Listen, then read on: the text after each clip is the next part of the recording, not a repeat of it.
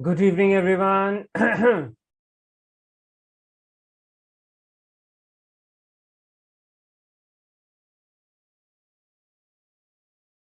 So, how's everyone? कैसे हो सब? Kiran is here, Aisha is here, Sudhanshu is here, Diksha, Darshan, Rajiv, Bhumika, Manisha.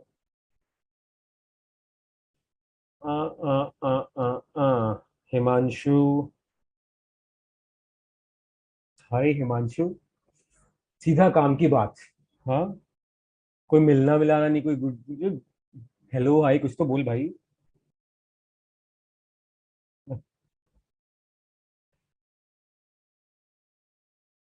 आते ही डर आ रहा है मुझे. अच्छा हिमांशु, ये मैं देखता हूँ जो page number you have cited. I'll go through it during the break time, right? Okay, and then we'll just give me a sec, guys. Just give me a second.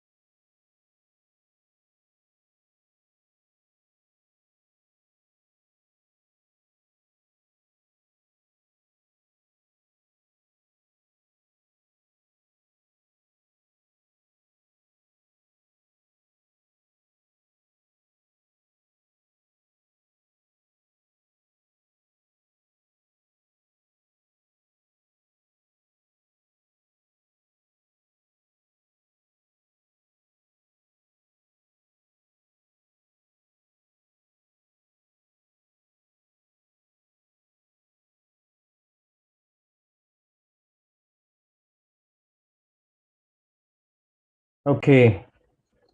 Okay, everyone. Himanshu, तुमने आते ही पहले question पूछ लिया ना। Hello भाई नहीं किया, इसलिए देखो 5 मिनट के लिए ब्लैकआउट हो गया। I'm good, Himanshu, thank you. Thank you Sudhanshu. भूमिका, can you please give some examples of heavy expenditures in audit of uh, educational institutions? Okay, examples of heavy expenditures, right? Bhumika, construction of school library, heavy expenditure, or construction of canteen construction activities, purchase of a land nearby, any capital expenditure, that is, these are heavy expenditures only. Bhumika, what is the meaning of dormitory rent in educational institutions? Bhumika, hostel rents. Do you guys understand what a dormitory is? Right? This, like in the case of hotels, you get a room. In case of hostels or hostels, what happens? That there is a big room. This culture is quite common outside India. अभी India में इतना common नहीं है, बहुत कम जगहों पर है. That there are dormitories, you know, big hall के अंदर, that's known by the name of hostels. So there are bunker beds, single person beds, if you've seen in schools or in movies, right? So dormitory means that kind of a hostel only.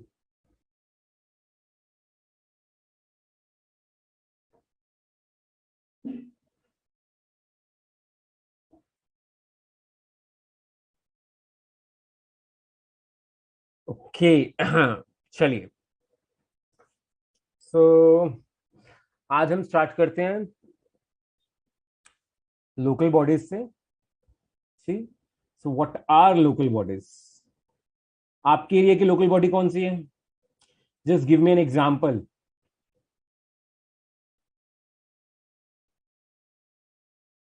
Okay, so municipalities, municipal corporations, municipal councils, which area do you belong to? What kind of local bodies? Local bodies, the government bodies, the semi-government bodies at your level or at the lowest level. So, हाँ Sudhanshu, room at stations, railway stations, right? So even at stations, you have dormitories as well as individual rooms available. Do you guys understand the political structure of any country, or let's say our country, India? The lowest level is the gram panchayats in rural areas, and in towns we have these municipal councils known by the name of local bodies. Local bodies which take care of your local area, the roads, the street lights, the stray cattle management, stray animals management, right? And your district corporations, district hospitals and all, right? And then we have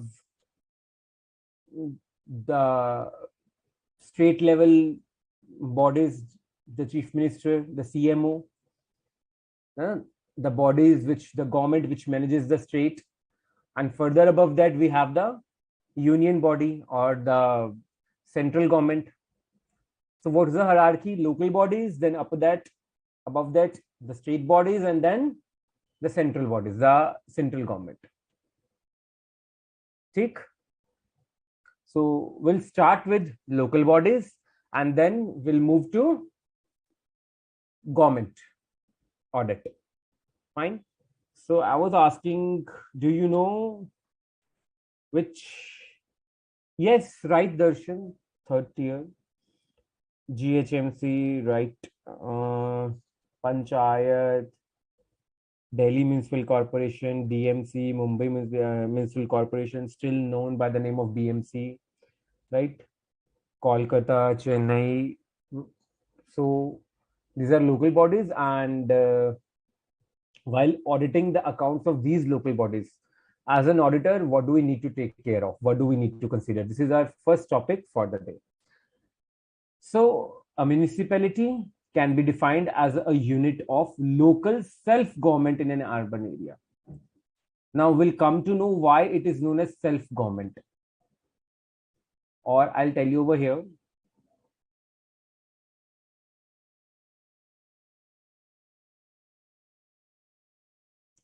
Yes, Dikshita, I'll come up with it at the right time. Okay, self government. So at the central level, elections take place for the Lok Sabha. Rajya Sabha government nominees are nominated, and then they are appointed as MPs.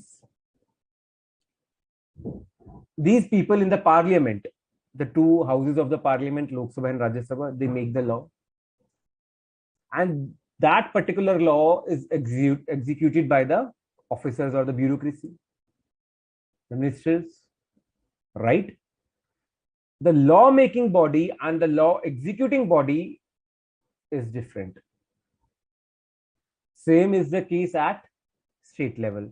The law is made at the state legislative assembly, at the central level, laws are made in the parliament. And we have government offices, authorities, departments which execute that law. In the case of local bodies, they are known as self-government because they are the people who make the law and they themselves are the people who execute the law under the vigil of the state government. That is why they are known as local self-governments. Same is the case with panchayats, gram panchayats and all. By the term local self-government, it is ordinarily understood the administration of a locality, a village, a town, a city, or any other smaller area than a state by a body representing the local inhabitants, possessing fairly large autonomy, raising at least a part of its revenue through local taxation. So what is the source of their revenue? Local taxation, property taxes, the water and sewerage tax, and spending its income on services which are regarded as local and therefore distinct from state and central services. Okay. What is autonomy? Autonomy is they work on their own. There is not that much of interference by the state governments barring some important areas.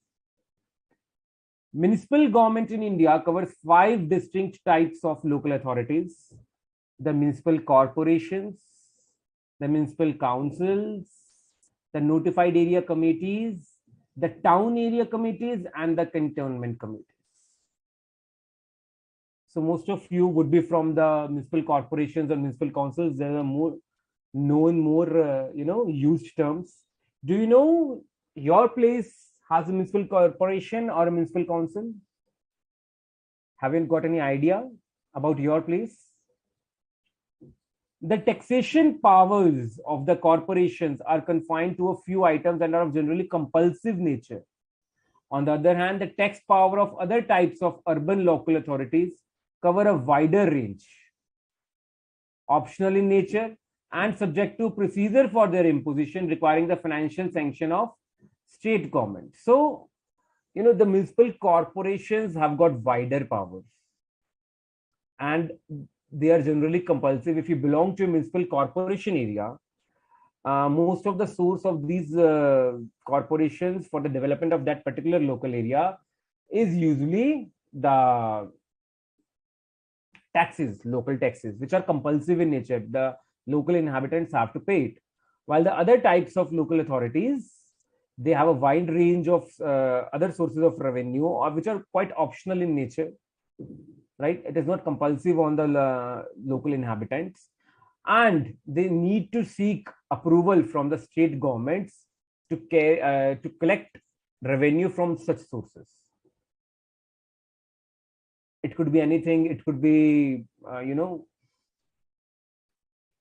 the various kinds of different taxes. Or example, it could be, we have this example of another kind of area is like this. What you can get that property taxes waived off. The water and sewerage cess is based upon particular kind of measurement of the area you are occupying. Such other things. Sudhanshu, it is in case of rural areas. गांव, देश के गांव में, that is panchayat. Gram means गांव. Gram means gaon, right? Property taxes and octroi are the major sources of revenue of municipal authorities. Other municipal taxes, professional tax, non-mechanized vehicles tax, taxes on advertisements, taxes on animals and boats, tolls, show tax, etc. So, I'll take up one, taxes on advertisements. So there are big hoardings in. You would go to the market in your city and would see big hoardings on different chokes, different junctions. So it is the local government which leases those, hoarding places to various businesses and other agencies to put up their advertisements over there, and the revenue from those lease rent or contract goes to local bodies. Municipal authorities are endowed with specific local functions covering regulatory, maintenance, and development. So development activities like hospitals, setting up a hospital, district hospital, maintaining that hospital, maintenance of roads, street lights, regulatory. So regulatory is like collection of taxes and all. Expenditure incurred by the municipalities and corporations can be broadly classified under general administration and revenue collection, public health, your district hospitals, public safety, road safety like education, district schools, public works, and other such as interest payments, etc., on the loans taken by the local bodies. So local bodies also get grants, help from the governments. There are general purpose grants. So these are primarily intended to substantially bridge the gap between needs and resources of local bodies. So local bodies make up their budgets. They have these sources of income and the expenditure they plan to make. If there is a deficit, the expenditure they plan to make is more than their sources of income they are expecting to collect. So they expect general purpose grant from the state government to bridge that gap, to at least be at par in making the expenditures.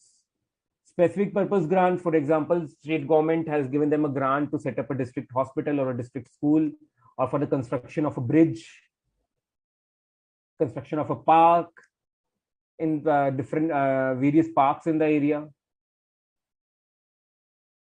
maintenance of water and sewerage pipelines. So these are specific purpose grants. Statutory and compensatory grants. These grants under various enactments are given to local bodies as a compensation on account of loss of any revenue on taking over a tax by the state government from local government. So whenever state government brings any tax which was till now being levied by the local body, कोई ऐसा tax है जो अभी तक local body collect कर रही थी, local body के फंड्स में जा रहा था, अब वो स्टेट गवर्नमेंट ने अपने अंडर कर लिया, स्टेट गवर्नमेंट की किटी में चला गया वो, it has gone into the kitty of state government. The state government is collecting those funds and it is going to the account of state government for state government's use. The local body is at loss and the state government has to compensate the local body for that particular loss. That is known as statutory and compensatory grants. Okay. No, Vantika, that is a matter of state. Now, an example, you guys have read GST? Tell me. Have you people read GST? So what happened in the year 2017 when GST was levied, GST was introduced in India, there were some taxes which were being levied by the state government and they got subsumed into GST and share of central government got increased. So there was a huge hue and cry that state governments would be at loss. Then the central government came up with an act at the same time, compensation of GST to states, that whatever loss states will be bearing just because of the introduction of GST and subsuming of some taxes into GST and taken over by the center would compensate them on such loss based upon certain criteria under that particular act, and this was meant for initial 5 years, 2017 to 2022. So that in that period, states would cover up that loss, will be giving them the amounts and they'll cover up with that loss, and in after 5 years, for particular 5 years, we'll be giving them the compensation on this account. That is one example of statutory and compensatory grant. Okay, you'll get to read about this particular act only a bit. Chaliye. Next is financial administration of local bodies. We have divided it into three parts. Budgetary procedure, they develop budgets, expenditure control, and accounting system. Okay. So the main objective of under budgetary procedure of local bodies is raising of funds, and how will that money be spent by the departments. Budget is prepared to determine the levels of taxation and the ceilings on expenditure. Kitna expenditure kahan karna hai? What ceiling should you put up on the expenditure to be made by the local body? Municipal budget formats and heads of accounts, the ledgers, the types of accounts, they vary from state to state. There are variations between the corporations and municipalities. So the formats, the budget formats, what is the expected income and what expenditure they are expecting to make in near future. It varies from state to state as well as between corporations and councils. One very important point, there is no strict separation between revenue and capital items. Usually there is a head called extraordinary items, which covers most of the capital transactions. So in our accounting system, what do? We capitalize the capital expenditure and only to take the revenue expenditure in our profit and loss account, right? In the case of municipal corporations, there is no such separation between revenue and capital items. And for the capital items, usually a separate head is maintained, known by the name of extraordinary items. So in the profit and loss account, you'll find an extraordinary item head where there will be a list of capital expenditures made during the year. A number of special funds, like funds for maintaining or constructing roads, separate budgets for specific municipal functions are made. For example, before 2000, I suppose 14 or 15, 14, we always used to have a separate rail budget. That was subsumed in the main budget in the year 2014, I suppose 15. Budgets for specific mutual functions are prepared separately. For example, if there is a road development fund available, a separate budget would be made for that. Development and maintenance of education, schools, right? And for water supply, sanitation, transport, electricity, whatsoever is the function under their control, a separate budget might be prepared for them as well. Expenditure control, basically, what do? Financial control existing in state and central government level, there is a clear demarcation between the legislature and executive. That is what we are going to do in the government audit topic next. So there is a demarcation. The legislature and executive are different. The law-making body, legislature, and the persons who implement that law, the executives, they are different. But here, these powers are integrated into one body. Okay. So this is the main difference, that in the case of expenditures, usually how can the expenditure be controlled in the case of local bodies? A system of external audit by state government, the only instrument of controlling municipal expenditure. So like the maker and checker concept, the municipal corporation is setting up the budget and it itself is auditing, अच्छा कितना खर्चा कहाँ हुआ, कैसे हुआ, ज़्यादा क्यों हो गया, कम क्यों हो गया. So usually the state government comes into picture and get their accounts audited by an external auditor. That is where the need of audit of local bodies arises, and that is why we are studying this topic in this chapter. Matters of regular revenues and expenditures are generally delegated to executives like municipal commissioners. So regular matters of revenues and expenditures are delegated to municipal commissioners. You have MCs in your areas, your wards, municipal commissionerates or municipal corporates, by whatever term you may address them. Accounting system, municipalities usually follow cash system of accounting. So it is again a bit challenging for the auditors, right?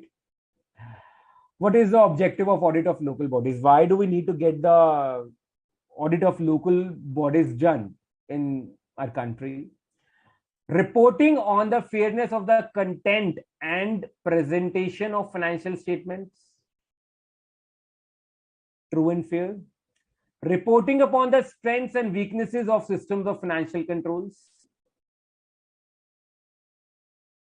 Is the money being collected from the general public in the form of taxes and various service charges being used properly, maintained properly, funds are being maintained properly, being invested properly, and there is an eye is being kept over the expenditures made. खर्चों का ध्यान रखा जा रहा है. Basically जो हम बात करते हैं जो खर्चे हैं वो करप्शन की भेंट नहीं चढ़ रहे हैं, right? Reporting on the adherence to legal or administrative requirements, everything is going as per law. Reporting upon whether value is being fully received or money spent. So you have the local body has got constructed a road in the particular ward of the city, and just after one monsoon season you can see potholes in that road.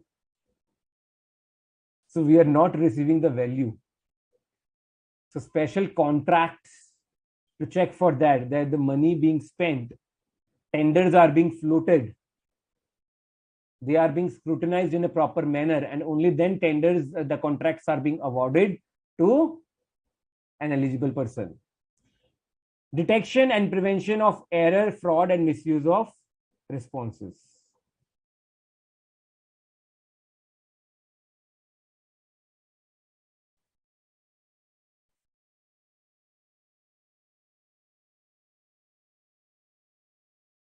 Darshan, adherence, Kiran, means stick to or comply with. मानना, Kiran, adherence means मानना, उसको साथ लेके चलना.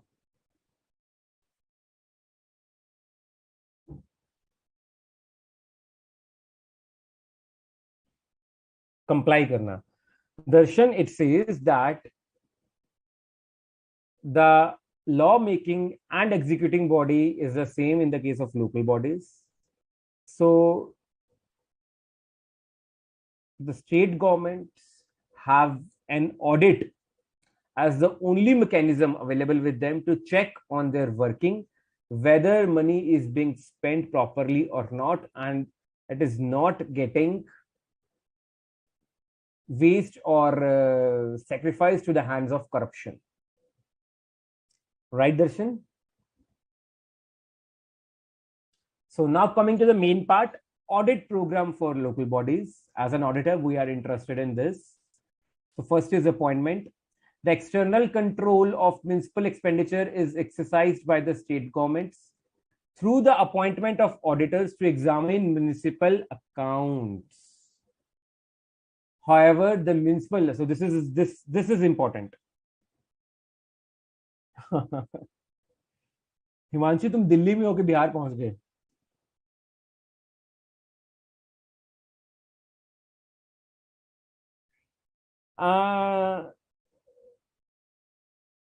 Sudhanshu, they have different formats, right, as given by the state government. Cash basis of accounting makes a difference. I hope, Sudhanshu, I'm clear by that term. So this is very important. Make sure the municipal corporations of Delhi, Mumbai, and a few others have powers to appoint their own auditors for regular external audits. So see, these municipal corporations are very big, huge. And you could, Pathak Sahab, hailing from Delhi, you could understand in the past, from certain past events, how important The power is over here in the municipal corporations. And the people from Maharashtra, you might have these BMC elections upcoming in near future. So big hubs like Delhi, Mumbai, they have their corporations, DMC, BMC, right? These are big corporations, some big corporations of India, quite old corporations, and kind of a, you can say a government in itself. And a few others have powers to appoint their own auditors. Now the state government doesn't elect them. They themselves, they have this working, proper governing body and appoint auditors for external audit. So the auditor has to ensure that his or her appointment has been properly made as per law. Auditor, what the auditor's concern is, the auditor has to check the fairness and content, whatever the objective of local bodies was. This is the auditor's areas. Strength and weaknesses, system of adherence to legal laws, and values being received or money spent or not. Rules and regulations. The auditor should ensure that the expenditure incurred conforms to the relevant provisions of the law and is in accordance with the financial rules and regulations framed by the competent authority. So whatever law they are referring to as framed by the competent authority, the expenditure is being made as per that particular law or directions or decisions taken by the municipal corporation meetings. The auditor has to ensure from the books all types of sanctions, either special or general. Sanctions means sanction of expenditure. Yes, इस particular ward में we require road construction tenders float किए जाए, और you can say 50 lakhs contract to be awarded for development of roads in this particular ward. 1 crore to be sanctioned for the development of a district school. So auditor has to check that those are particularly sanctioned and properly put to use by the competent authority. Whosoever has been given that authority, that particular officer is only sanctioning that expenditure. Provision of funds is there for that particular expenditure. And if you have a provision of fund for construction of a district medical hospital, the funds for the construction are being used from that particular provision only. And the auditor can comment upon the budgeted performance, what was intended in the budget and how actually the particular government has performed.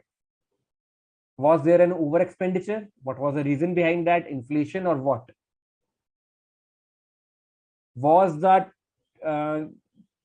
tax, the budgeted income, achieved, underachieved, overachieved?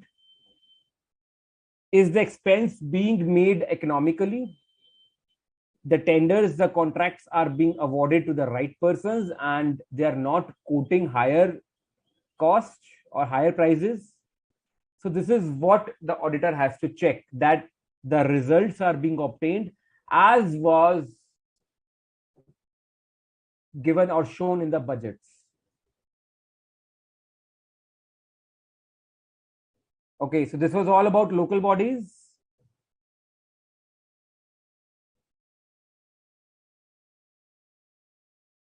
चलिए,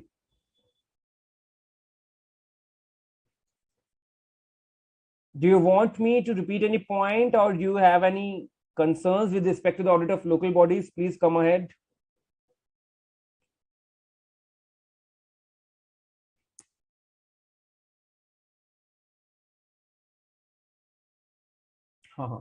Himanshu remembers everything.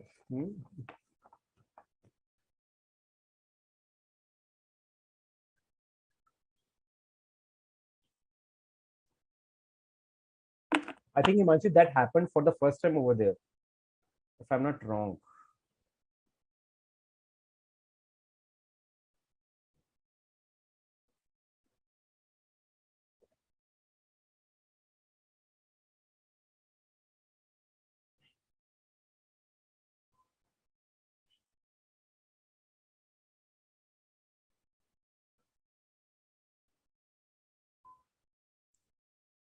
Okay.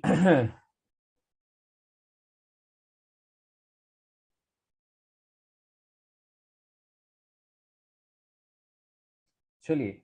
Now we start with the topic of government audit. So we have done local bodies, the lowest in the hierarchy, now the state governments and the central government. So as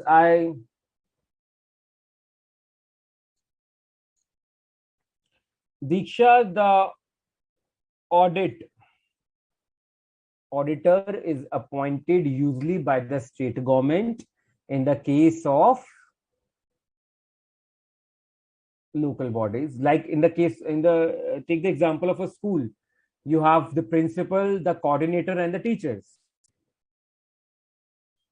In the same way, we have here the central government, the state government, and the local governments. For any problem, you don't go to the principal or the coordinator directly. You first have a word with your teachers. In the same way, there are some local functions which are assigned to the local governments, and the hierarchy, the authority hired to them appoints the auditor to check on their working.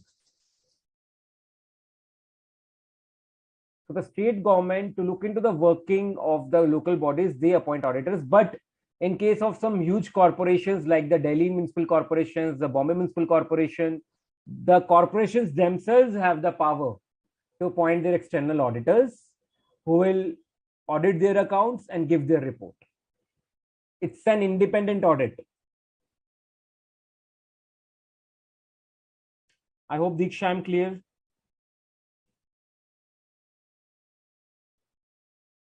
So now we come to the government audit. We have the definition of government audit over here. And we have divided the definition into 8 parts so that it is easy for you to remember, to memorize what is government audit. And the definition has been taken from the UN handbook on government auditing and of developing countries. Okay. So what actually is government audit? Here we go. First of all, we'll answer a question, what? So learning the definition in steps, but in exam, you have to write it in one go. You don't have to write it in 8 points, right? The objective, systematic, professional, and independent examination. Objective as per set of rules and policies. Not subjective, जैसे मन किया वैसे कर दिया. Like you have objective questions, MCQs, there is only one answer. So there is only one or two mechanism. It would not be varying. That is the meaning of objective. Systematic, following a system as developed, as laid by the competent authority. Professional, following all professional standards, laws. And independent. Independent means free from any relational bias. Completely a third party carries out. What? Examination, right? So what is government audit? The objective, systematic, professional, and independent examination of which documents, which papers, which accounts? Of financial, related to money, administrative, related to working, and other operations, the miscellaneous processes and working. So examination of financial, administrative, and other operations. Kiske? Whose? Of a public entity. So public entity in which money of public is involved. Public is at stake. Public entity. So the initial 3 legs say what, which, and whose. The objective, systematic, professional, and independent examination of financial, administrative, and other operations of a public entity. Now, when to do this? What is the timing? Kab kiya jaye ye examination?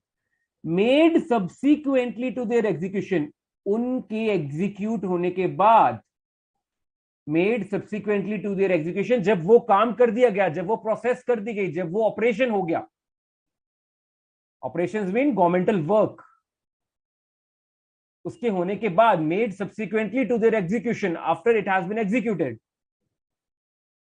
Timing, reason for carrying out such examination. Why?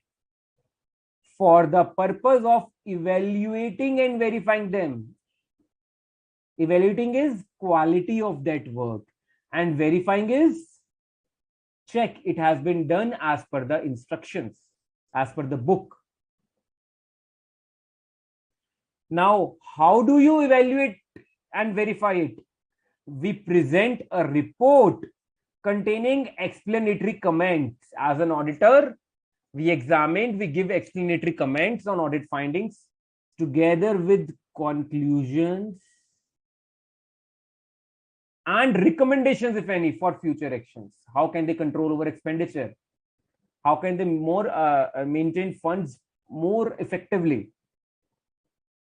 And who conducts this examination? By the responsible officials. So what is government audit?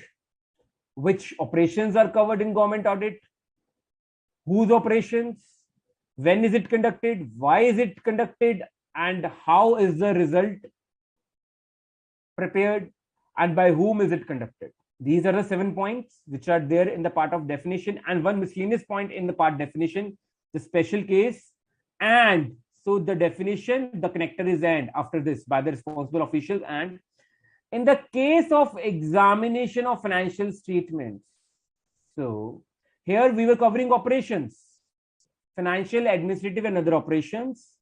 Now, if it comes to financial statements, expressing the appropriate professional opinion regarding the fairness of the presentation. Regarding the fairness of the presentation. So, how fair are the accounts? How true are the accounts? So, this is what government auditing definition is as per the UN Handbook on Government Auditing and Developing Countries. Could be a question in the exam, define government audit, or what is government audit? What are the advantages of government audit? Objectives of government audit. What could be the objectives of government audit? Why is government audit conducted? So here it is. Accounting for public funds, because in public entities, it is the money of the public which is invested in the form of taxes, in the form of investments. People invest in banks, FDs, people invest in stock market, people invest in mutual funds, people invest in government bonds, people invest in post office schemes. It is their fund. Government is utilizing them to carry out its works, which it is authorized to, which it is meant to do. And if the government fails, the public funds are at stake.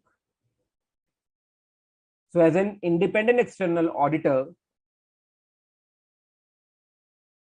we check the process for public accounting of government funds, that whether the funds are being utilized properly or not.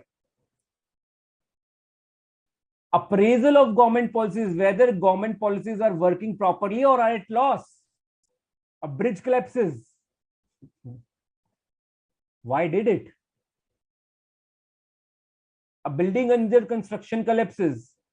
The roads are filled with potholes just after 3 months of their construction, laying down the roads, and the quality was not good. Appraisal of government policy, various other policies relating to food, relating to health, relating to combating COVID.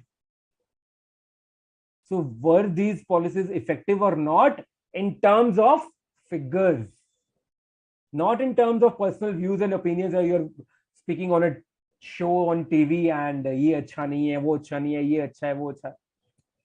In terms of figures, what the accounts are saying, appraisal through that.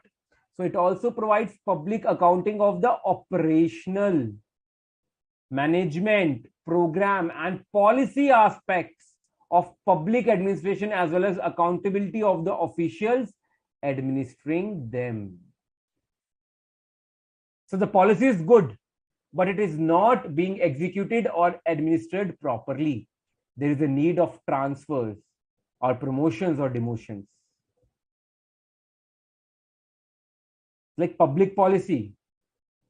So whatever policies the government is making for its public, are they being made properly and further executed properly in terms of facts and figures? If there is any lapse or lapses are there, so we could give our audit observation based upon factual data. No personal opinion, please. Based upon factual data. We should have data to support our observation. And the supervisory officers in the hierarchy, the officers who have the power to get the work done from the lower hierarchy, we could suggest them corrective measures. And further administrative accountability. So the laws are being executed properly, funds are being used properly as per the law made by in the parliament by the legislature. That is the administrative accountability. So these are the objectives of government audit, and this was a 4 marks question. What is government audit? What are the objectives of government audit? It is one of the questions which has been asked in the past in CA inter exam. Now coming to who is responsible or who is entrusted with the responsibility, the power and responsibility for carrying out the audit of the government, central or state. It is the Comptroller and Auditor General of India. Not controller, please. Comptroller. Comptroller. Comptroller and Auditor General of India, known by the name of C&AG. In India, the function of government audit is discharged by the independent statutory authority. What is the meaning of statutory authority? What is the meaning of a statutory authority? Please, come on, tell me. What is the meaning of a statutory authority? Independent, you guys know. Independent is free from any influence or dominance. Now, when is an authority said to be statutory authority? Of the Comptroller and Auditor General through the agency of the Indian Audit and Accounts Department. So this is the organization.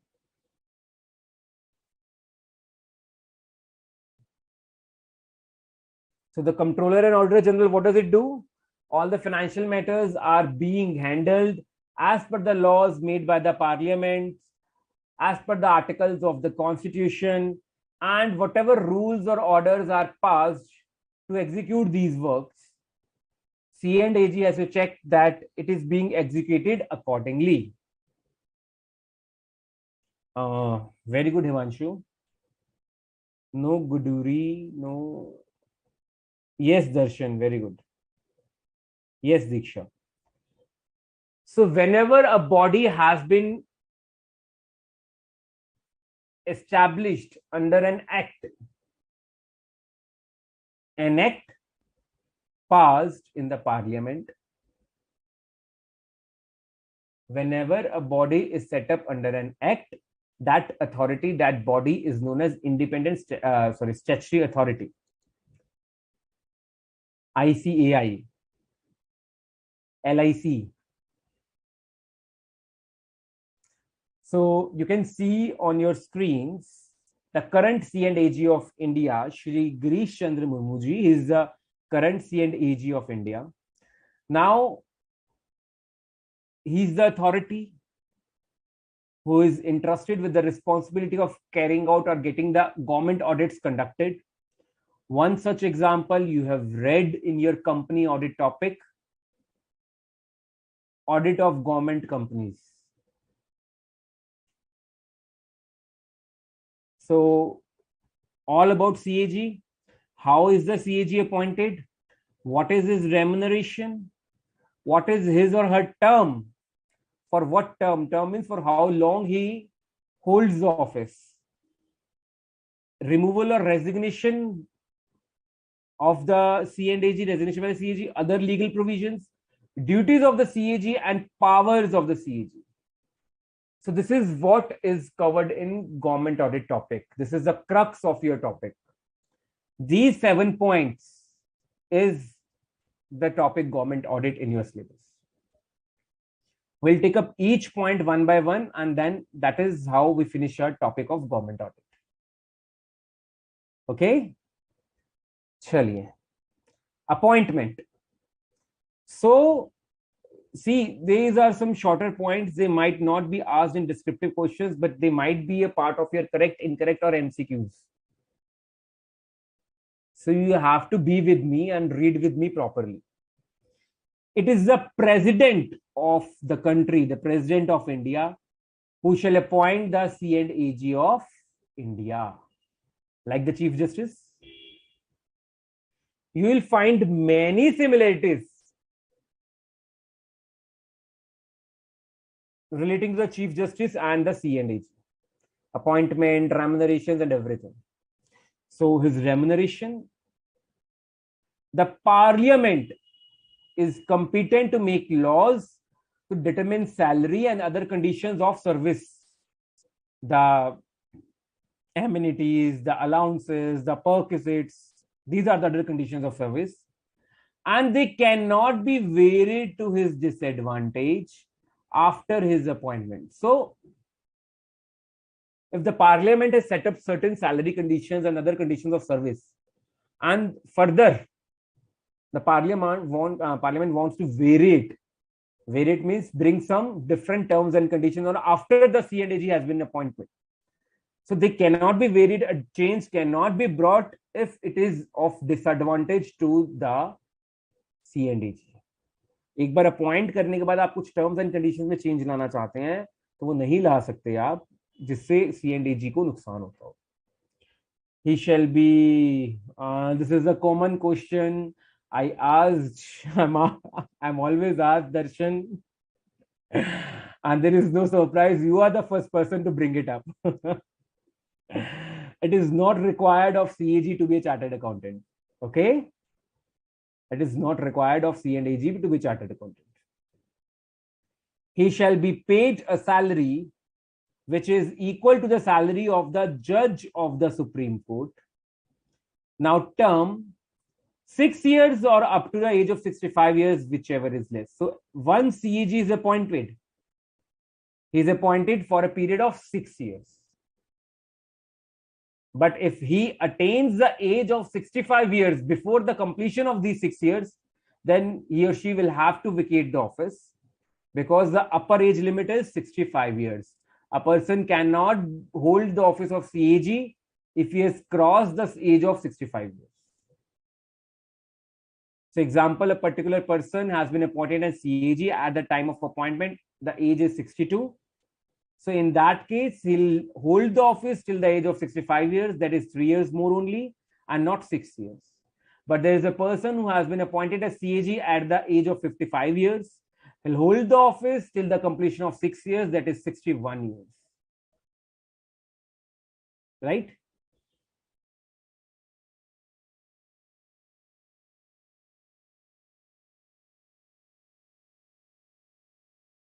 Bhumika, they usually are.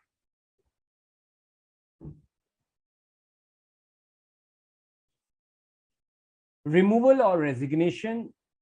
He shall not be removed from office except on the ground of proven misbehavior or incapacity. So, CAG shall not be removed from the office except on the ground of proven misbehavior or incapacity. Incapacity, you have read in your Contract Act, basic incapacity. He can be removed, the process now. He can be removed only when each House of Parliament, Lok Sabha and Rajya Sabha, decides to do so by majority of not less than 2/3 of the members of the House present and voting. If you guys happen to watch the live proceedings or the recorded proceedings of the Parliament, you'll get to know there is a voting system over there where there is vote by the show of hands, or now they have those electoral voting as well, that electronic voting as well.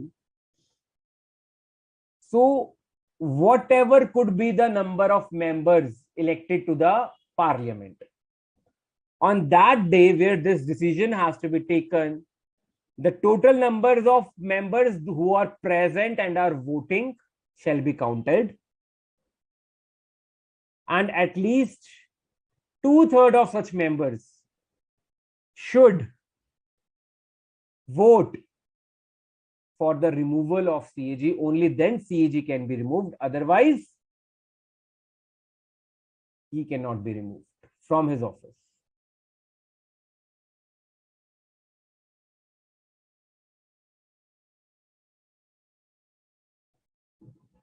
तुम लोग कितना तेज भागते हो?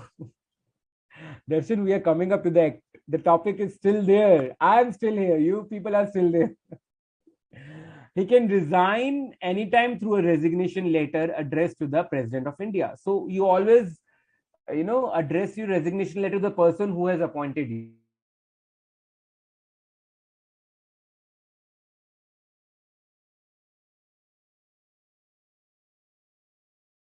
Points were on for removal by the parliament, and this is if he wants to resign. Other constitutional provisions. Article 149 states, so Article 149, now we are like, your laws have sections, Constitution has articles. Article 149 of the Constitution, what does it state? C&AG shall perform such duties and exercise such powers in relation to the accounts, audit accounts only, of the union. Union here means the central government, central level and union territories, and of the states headed by the chief ministers, and of any other authority or body as may be prescribed by or under any law made by the parliament. The Comptroller and Auditor General's, Darshan, Duties, Powers and Conditions of Service Act 1971 defines these functions and powers. Why does it always happen that when I'm going to tell you something in the next slide, Darshan asks me a question while I'm in the previous slide? Darshan, तुम्हारी मन्नत बहुत जल्दी कबूल होती है. Article 150.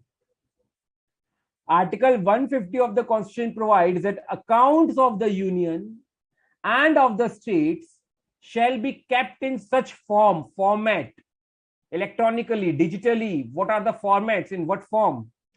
As the President may prescribe on advice of the C&AG. So all this is prescribed by the President. In what form and format does the union and the states have to maintain their accounts, but the President takes advice of the C&AG in this matter.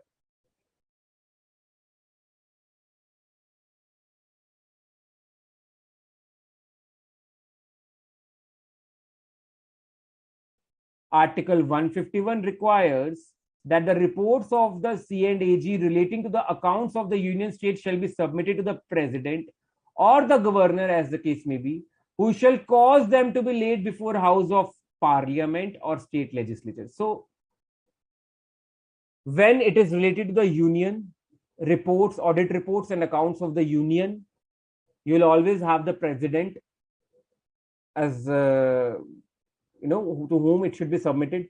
In the case of state, it is the governor. It is the governor. Himanshu, like LG in Delhi. The states have their governors. Okay. So in the case of states, you will have the governor. And in the case of center, you'll have the President referred to over here in this chapter. In the case of center, we have the parliament, the lawmaking body. In the case of states, we have the state legislature. So वो president union के accounts president को और state के accounts governor को पेश किए जाते हैं, एंड प्रेसिडेंट ये मेक श्योर करते हैं in the case of union that parliament में वो अकाउंट्स पेश किए जाएं, पढ़े जाएं before the house of parliament. और गवर्नर मेक श्योर करते हैं दैट स्टेट लेजिस्लेटिव असेंबली में जब भी सेशन हो तब उन अकाउंट्स को रखा जाए. ठीक है. Okay, now duties of the Comptroller and Auditor General of India. Darshan, India got independence from the British Raj in 1947. I suppose this statement gives you your answer. Okay. So the Comptroller and Auditor General's duties, powers and conditions of Service Act 1971 defines functions and powers in detail. Duties are described as under: compile and submit accounts of union and states. So the union and states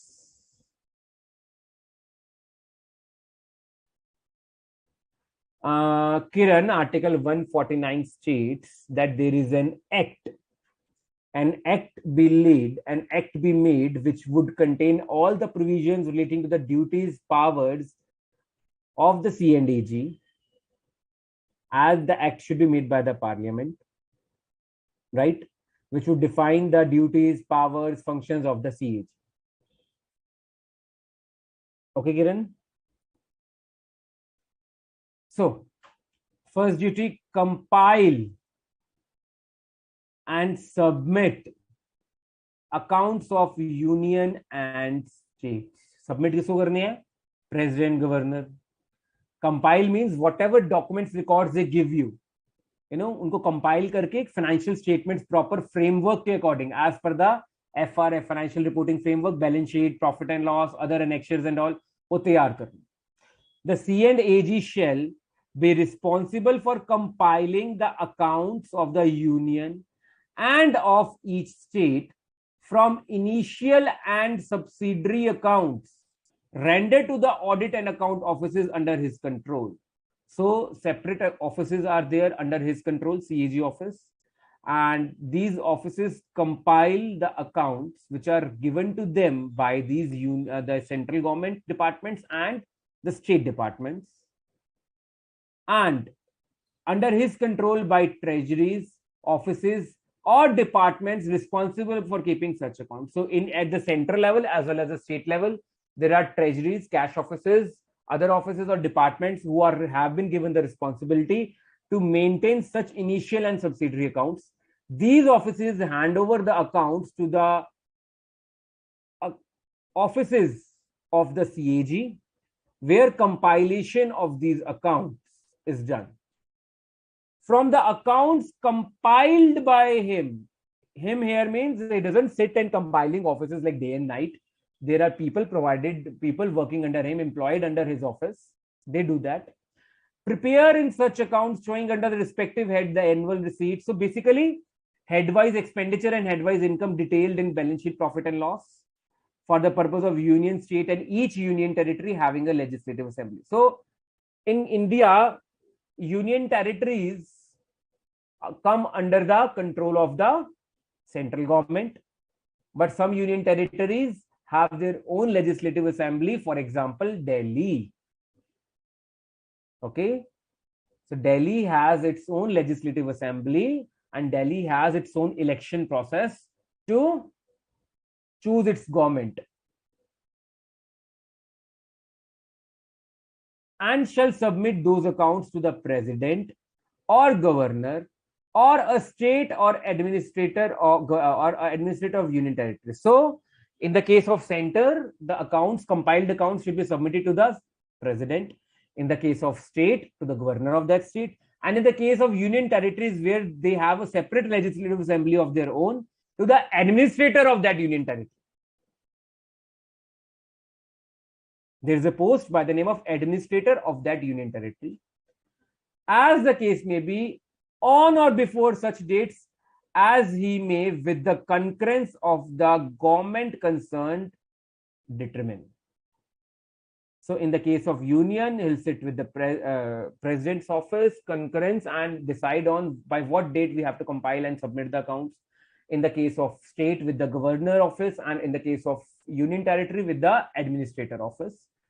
Discussions, and then with their concurrence determine what could be the due date. No fixed due dates. By this particular date we have to compile and submit the accounts.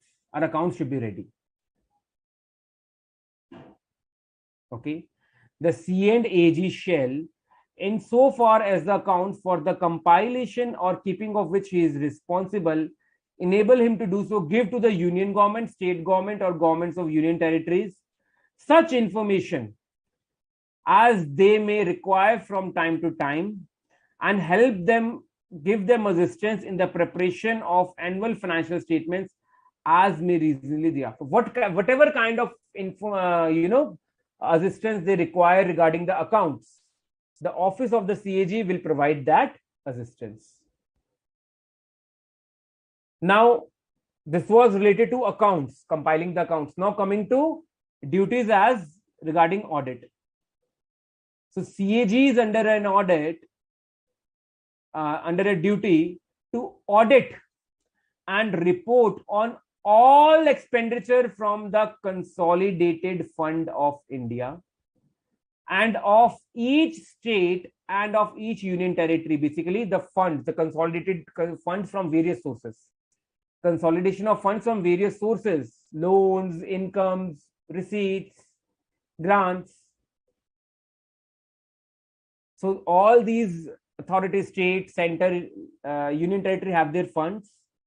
So whatever expenditure is being made from that fund, the C&AG has a duty to report upon how the money has been utilized and to ascertain whether the monies shown in the accounts have been discussed were legally available, for applicable to the service, or for which purpose they have been applied or charged, and whether the expenditure conforms to the authority which governs it. So जिस काम के लिए उस रुपए को use किया जाना चाहिए था, क्या वो लीगली अवेलेबल था, लीगली आप उस काम के लिए उतना रुपया खर्च कर सकते थे, और जब आपने खर्च करने के लिए वो रुपया लिया तो क्या वो प्रॉपर अथॉरिटी द्वारा सैंक्शन किया गया था. So this is the duty of the office of C&AG to check this money utilization. Next duty is maintenance of funds. The C&AG has to audit and report all transactions of the union and of states relating to contingency funds and public accounts. Contingency funds like for tsunami relief, disaster management funds, etc. Financial statements, to audit and report on all trading, manufacturing, and profit and loss accounts and balance sheets and other subsidiary accounts kept in any department of the union or of a state. So even government does business, commercial operations, trading, manufacturing, profit and loss accounts. Darshan, the fund from various sources received by the government are consolidated into one fund known as the Consolidated Fund of India. Right? Chalo. Audit of receipts and expenditure. So wherever any body or authority, so any body means any enterprise or authority is substantially financed by grants or loans from the Consolidated Fund of India or state or union territory having a legislative assembly. So there is this body, right, which is substantially financed. How is it substantially financed? Either the consolidated grant has been given or loan has been given from the fund of the state or fund of India for fund of the union territory for its operations. So in that case, what is meant by substantially financed? What is the criteria of substantial financing? So where the grant or loan to a particular body or authority from the fund in any financial year is not less than rupees 25 lakhs. It is 25 lakhs or more than 25 lakhs. And the amount of such grant or loan is not less than 75% of total expenditure of that body or authority. Such body or authority shall be deemed to be substantially financed by such funds. ऐसी body या authority, means कोई department हो सकता है, कोई governing, कोई body as in कोई you know enterprise हो सकती है, जिसको गवर्नमेंट से रुपया मिल रहा है फंड में से, इधर in the form of loan और ग्रांट्स, जो 25 लाख या उससे ज्यादा है, और उस पर्टिकुलर बॉडी का जितना खर्चा है साल का, उसका एटलीस्ट 75% या उससे ज्यादा इसी ग्रांट या इस लोन की वजह से पूरा हो पा रहा है. सो 25 lakh, if the government is giving funds or advancing loans to such body for an amount of rupees 25 lakhs or more than 25 lakhs, and this amount which is being financed or given on loan by the government is being utilized to meet 75% or more than 75% expenditure of that particular body, in that case this body would be known as substantially financed. Otherwise it would be known as normally financed by the funds. So in case of substantially financed bodies, even if they don't fall under government control, even then the C&AG will check their receipts and expenditure, audit all the receipts and expenditure, and report on such receipts and expenditure as audited by him. Audit of receipts of union or states. So Article 266 of the Constitution defines the Consolidated Fund of India. All revenue received from direct and indirect taxes, loans taken by the Government of India, and amount of repayment of loans received by the Government of India. Taxes से कितना रुपया आ रहा है, loan से कितना रुपया आ रहा है, और आपने लोन दिए तो उनकी रीपेमेंट आ रही है, वो सारा फंड एक जगह इकट्ठा कर लिया, उसे बोल दिया consolidated fund of India. I hope the meaning of consolidated fund is clear. And ये रुपया कहां से आ रहा है, इस रिसीट को, जहां से भी रुपया आ रहा है, इन रिसीट्स को ऑडिट करेंगे C&G का ऑफिस, यूनियन के भी और स्टेट के भी. ऑडिट करना to check whether these are being properly collected. Repayment date was due, but government has not received the loan installment. Taxes, the direct tax collection is falling. Why is it so? So C&AG will comment upon the assessment and collection of taxes and other sources of revenue. This is known as audit of receipts of union or states. See, Darshan, I told you in the previous slide, you asked me, sir, what is Consolidated Fund of India? And in the next slide, you have your answer. You get to know what I'm going to tell in the next slide. Only then you ask me a question before that.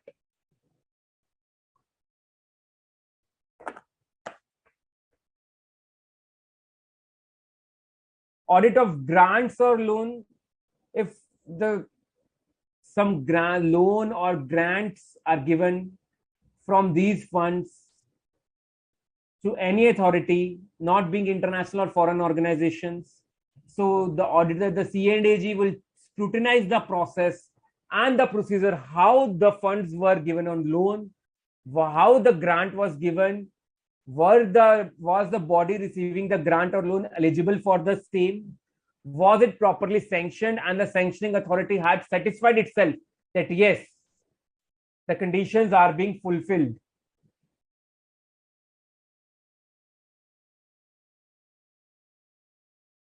And for this purpose, he has the right of access to books, to accounts of that particular body or authority after giving them a previous notice.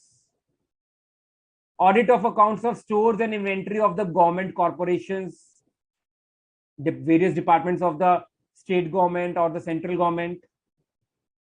Audit of government companies and corporations.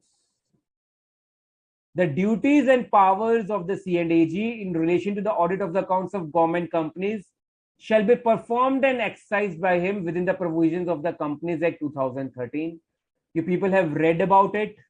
Appointing auditor under section 139 subsection 5 or subsection 7, the first auditor or the subsequent auditor. and he'll get the audit of government companies done on his directions. He'll take the necessary action, whatever is to be taken on the report as given by the auditor.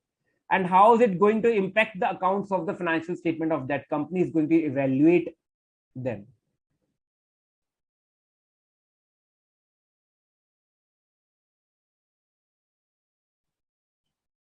I'll come up to that, Himanshu. I'll come up to that.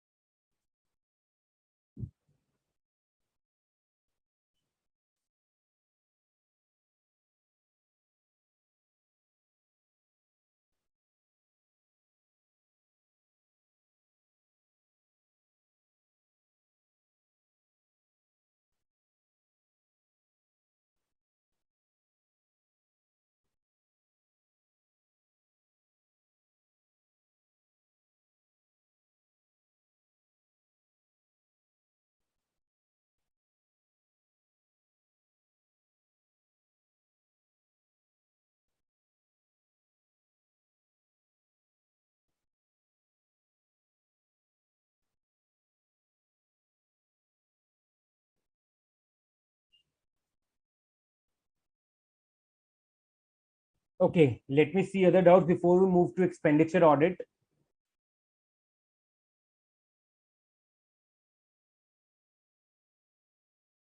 Darshan asks, what is comptroller? Comptroller is a British term. The comptrollers used to be the royal household who had all this works, the duties, the powers which have been handed over to the C and AG in independent India. The comptroller is a term given to us by the Britishers. Sir, consolidated fund of each state, does it imply each state has yes, yes, Himanshu. Consolidated fund of each state is separately maintained.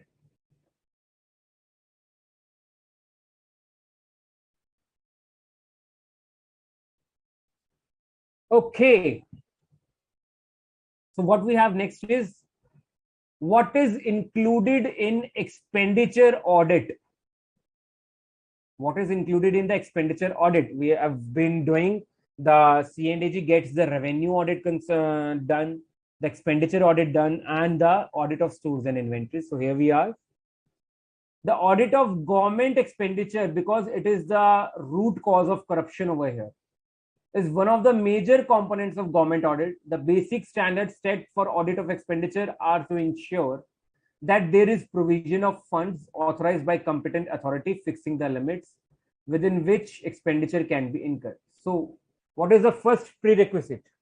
Funds हैं या नहीं है? Funds हैं. क्या funds जिस purpose के लिए use किए जाने चाहिए उस पर्पस के लिए प्रोवाइड किए गए हैं? क्या उन फंड्स में से एक्सपेंडिचर इनकर किया जा सकता है?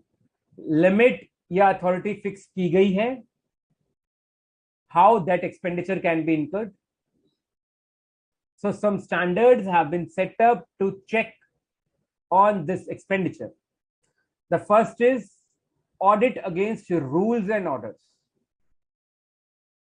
What does the CAG check as per this standard?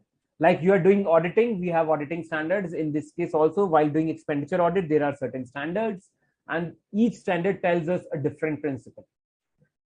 Now, in this case, while applying the standard of audit against rules and orders, the CAG checks that the expenditure incurred conforms to the relevant provisions of the statutory enactment and in accordance with the financial rules and regulations framed by the competent authority.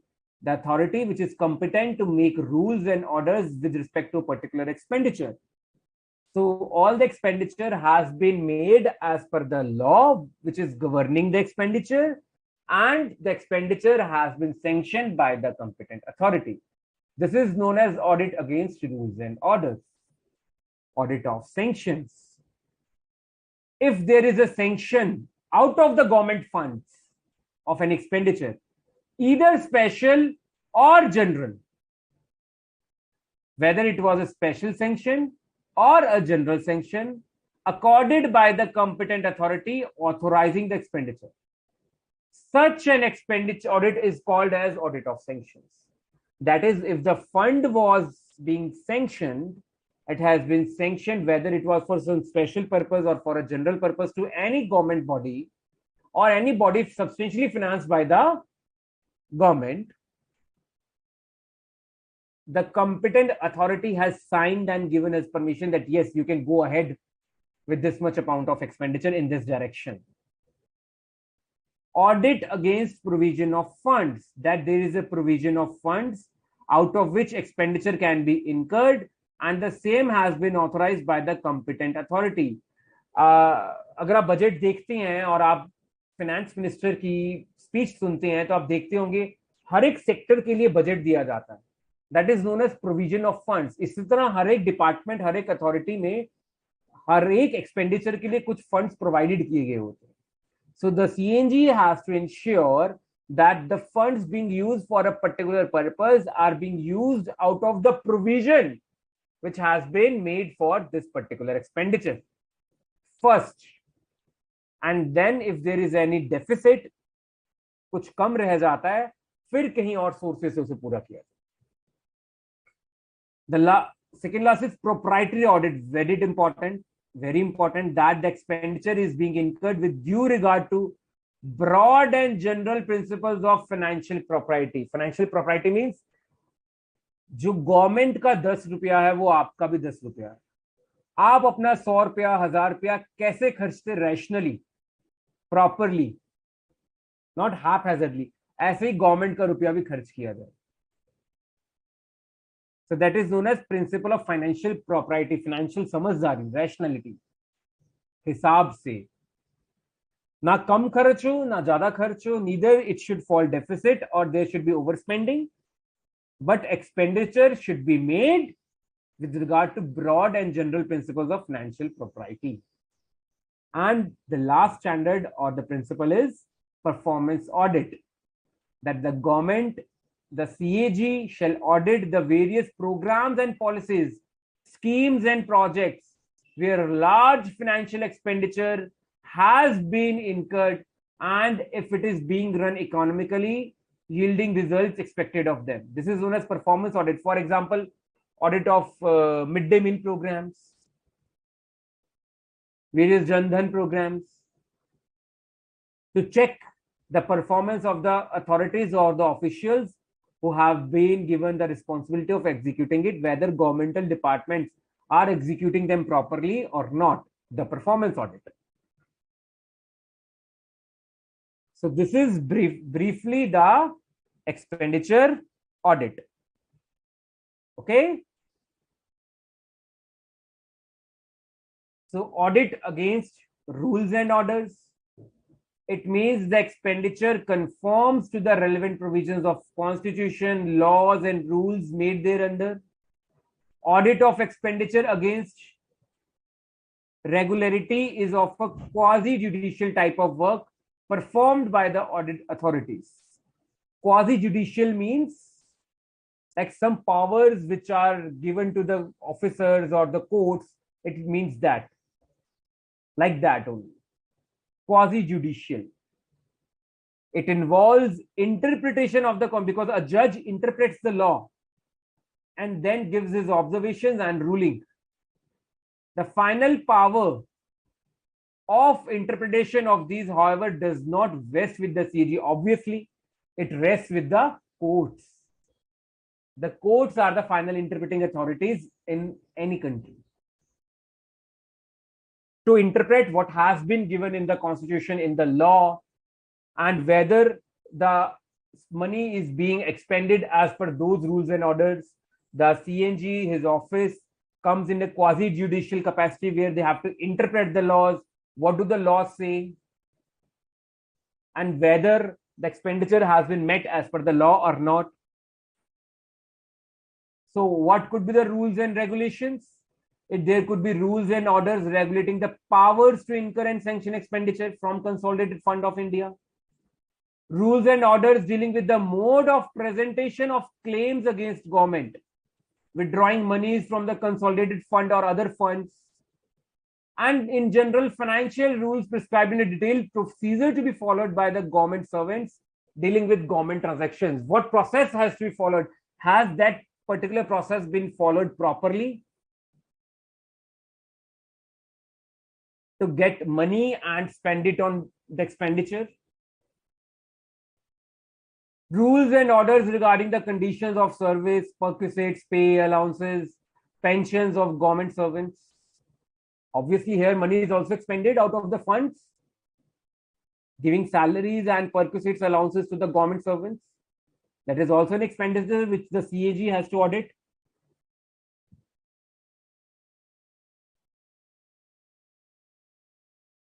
It is a function of the executive government to frame rules, regulations, or which are observed by its subordinate authorities. The job of audit is to see that these rules, regulations are applied properly. It is not the function of the audit to prescribe what such rules, regulations, and orders shall be. So the CAG is not in a capacity to prescribe what should have been the rule, what should have been the regulation, what order should have been passed. It is a function of the executive government. CAG has to see whether a particular transaction or expenditure has been incurred as per the rule, regulation, order passed or set up. Also, again, it is the responsibility of the executive departments to enforce economy in public expenditure, rationality. The function of audit is to bring to the notice of proper authorities of wastefulness in public administration, cases of improper, avoidable, and infructuous expenditure. A bridge could have been made in 100 crore rupees, but 200 crore rupees have been sanctioned, tenders were not floated properly, or corruption was involved. I do not have to suggest, but I'll bring this particular wastage to the notice of proper authorities in my report, in the CAG's report. Infructuous expenditure means which does not yield any fruit, which does not come out with a productive conclusion. That is infructuous expenditure. So audit has to check, the auditor has to check that the expenditure being made is not inconsistent with any provisions of the law, and they are consistent with the essential requirements of audit and accounts, basic standards of accounts, basic standards of auditing. The expenditure made is complying with those basic standards. They are not in conflict with any rules and orders made by the higher authority. And in case if they have not been separately approved by the competent authority, the issuing authority possesses the necessary rule-making power. If any higher authority has not separately approved that particular expenditure, the person, the officer, the authority who is issuing such expenditure has with him the suo motu power to make that particular rule. Okay?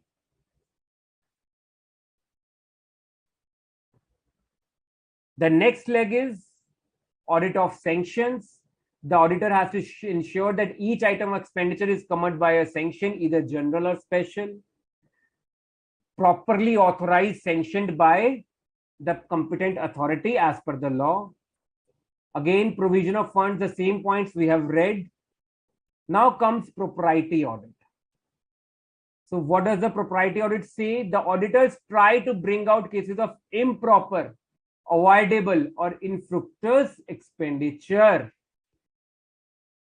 The expenditure should not be prima facie more than the occasion demands. If the occasion demanded that only 50 lakhs could have been expended, the accounts are showing that 1 crore was expended, 70 lakhs was expended.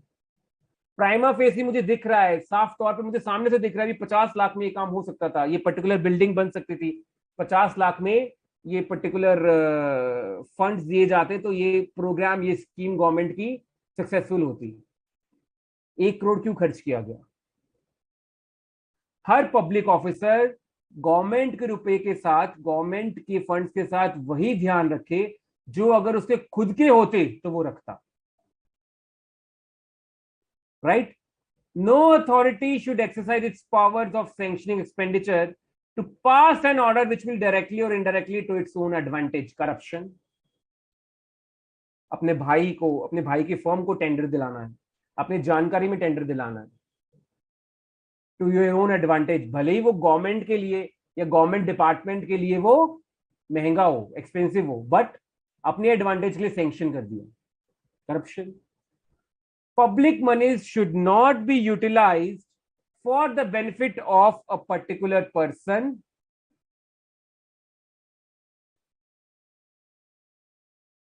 or a section of the community, for a particular religion, region. It should not be for the benefit of a particular person. The public expenditure, it should be economical and meant for all, unless and until, what are the exceptional cases? Amount involved is insignificant, or it is as per the directions of the court, or it is as per a government policy or custom running since traditional times, or if it is in the nature of an allowance or traveling expenses to be given to the employees which were necessary to perform their duties, that is completely fine. So rationality in expending the government money. Again, performance audit, audit of the efficiency, economy, and effectiveness, known as full scope of it audit. Government schemes, government programs, government policies. So how efficient are they being run? How economical are they? There is not overspending or wasteful expenditure. And how effective is the result? If there is a midday meal program, if there is a free ration program, is it reaching the poor, the BPL people below poverty line? It is being given as per their requirement. If a person requires 10,000 rupees, he is given food. If he requires 2 kg of wheat a month, he is not being given 4 kg. The 2 kg wheat given extra is getting spoiled. And are you seeing, are you getting a good health rate, a good health index in that particular section? That is effectiveness. The procedure for conducting performance audit covers identification of the topic, for what purpose that scheme has been prepared, made, established, preliminary study, planning and execution of audit, and reporting. Normal auditing steps. Efficiency audit looks into various schemes, projects are being executed economically, whether they are yielding the results expected of them. And this examination in efficiency audit is aimed to find out the extent to which these operations are carried out in an economical and efficient manner with less resources and more results. Economy audit looks into whether government has acquired the required financial, human, and physical resources in economical manner. If you required 10 officers or 10 men for a particular scheme, there is no overemployment. And whether sanctioning and spending authorities have observed economy, there is no wasteful expenditure. Effectiveness audit is an appraisal of the performance of programs. What are the results of these schemes and projects?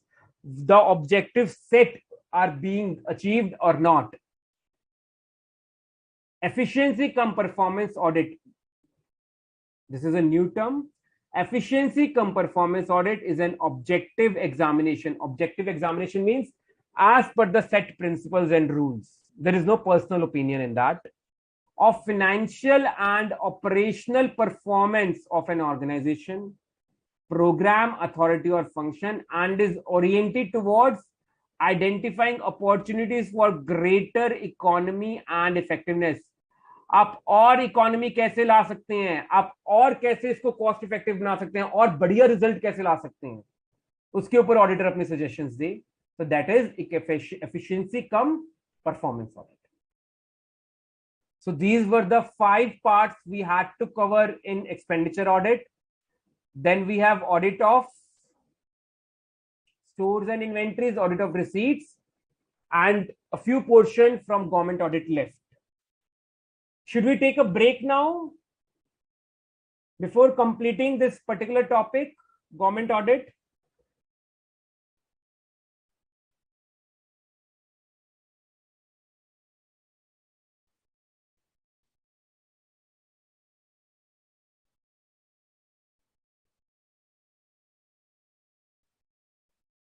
Okay, let's take a break.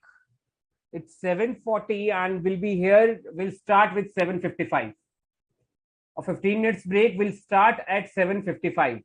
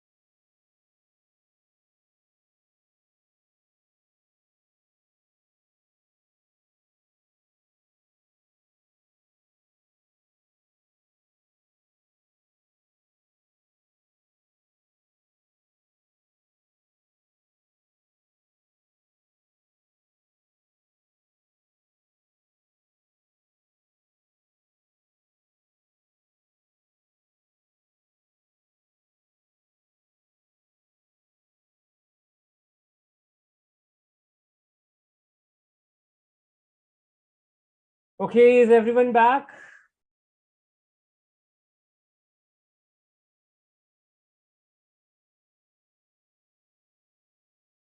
People, are you with me?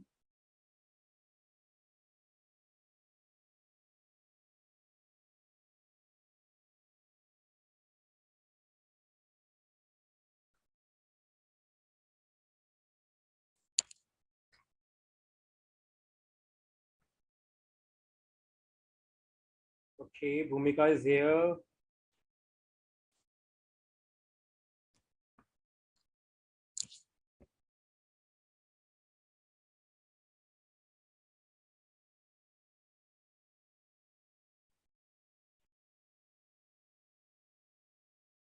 Chaliye.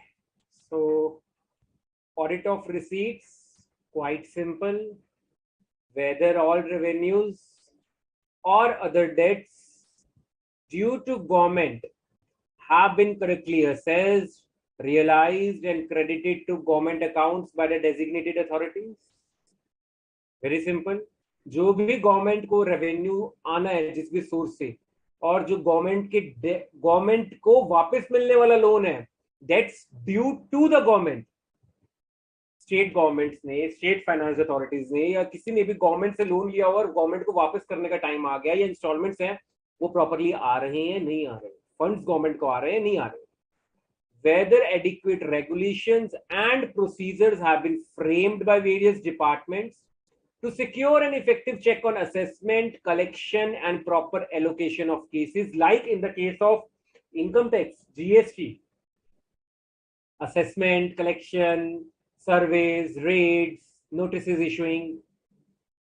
This is an effective check on collection of taxes. Whether such regulations and procedure are actually being carried out, it is not in the book only, on the field level, on ground, they are being carried out. Whether adequate checks are imposed to ensure prompt detection and investigation of irregularities, double refunds, like in the case of income tax, GST, halaki it's quite rare case to happen that refunds issued double. Forged refund vouchers, like in the case of GST, you might say jitni rates pad rahi hai, kya ho raha hai wahan pe? Refund to take, basically to take ITC refund, and the benefit of that chain system of ITC refund, fake firms, fake companies are being set up, GST registrations are being taken, and forgery is being done. Review of systems and procedures to see that internal procedures adequately secure correct and regular accounting of demands, collection, refunds, final settlement of disputes, and the CAG shall suggest improvements. Further, a review of the judicial decisions taken by the tax authorities is to be done to judge the effectiveness of the assessment procedures. Tax authorities, like the, your assessing officers in the hierarchy, tribunals and all.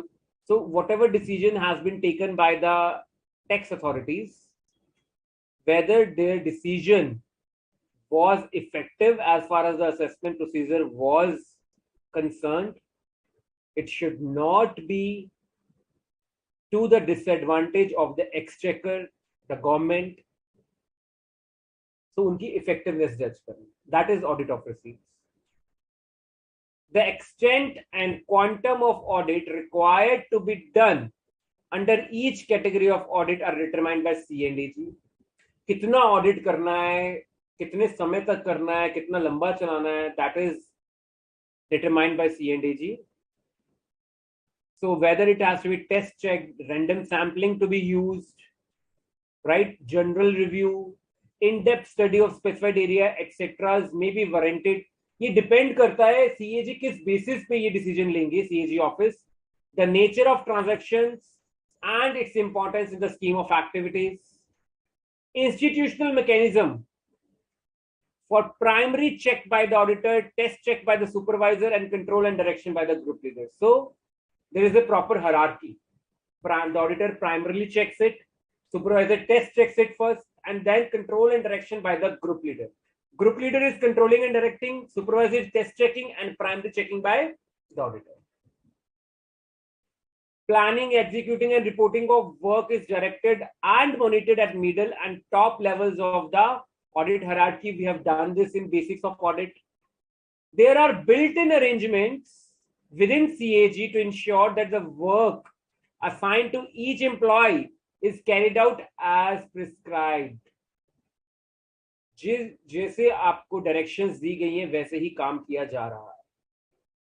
The audit is conducted both centrally, where accounts and original vouchers are kept, and locally, where the drawing and disbursing functions are performed, depending upon the organizational and institutional arrangements. So, government के कुछ offices जहाँ पे funds रखे जाते हैं और अलग-अलग offices से उन funds को खर्च किया जाता है. तो दोनों जगह पे audit का mechanism establish किया हुआ है CAG office ने, and it's the CAG office which shall decide to what extent and quantum we have to go deeper into the audit.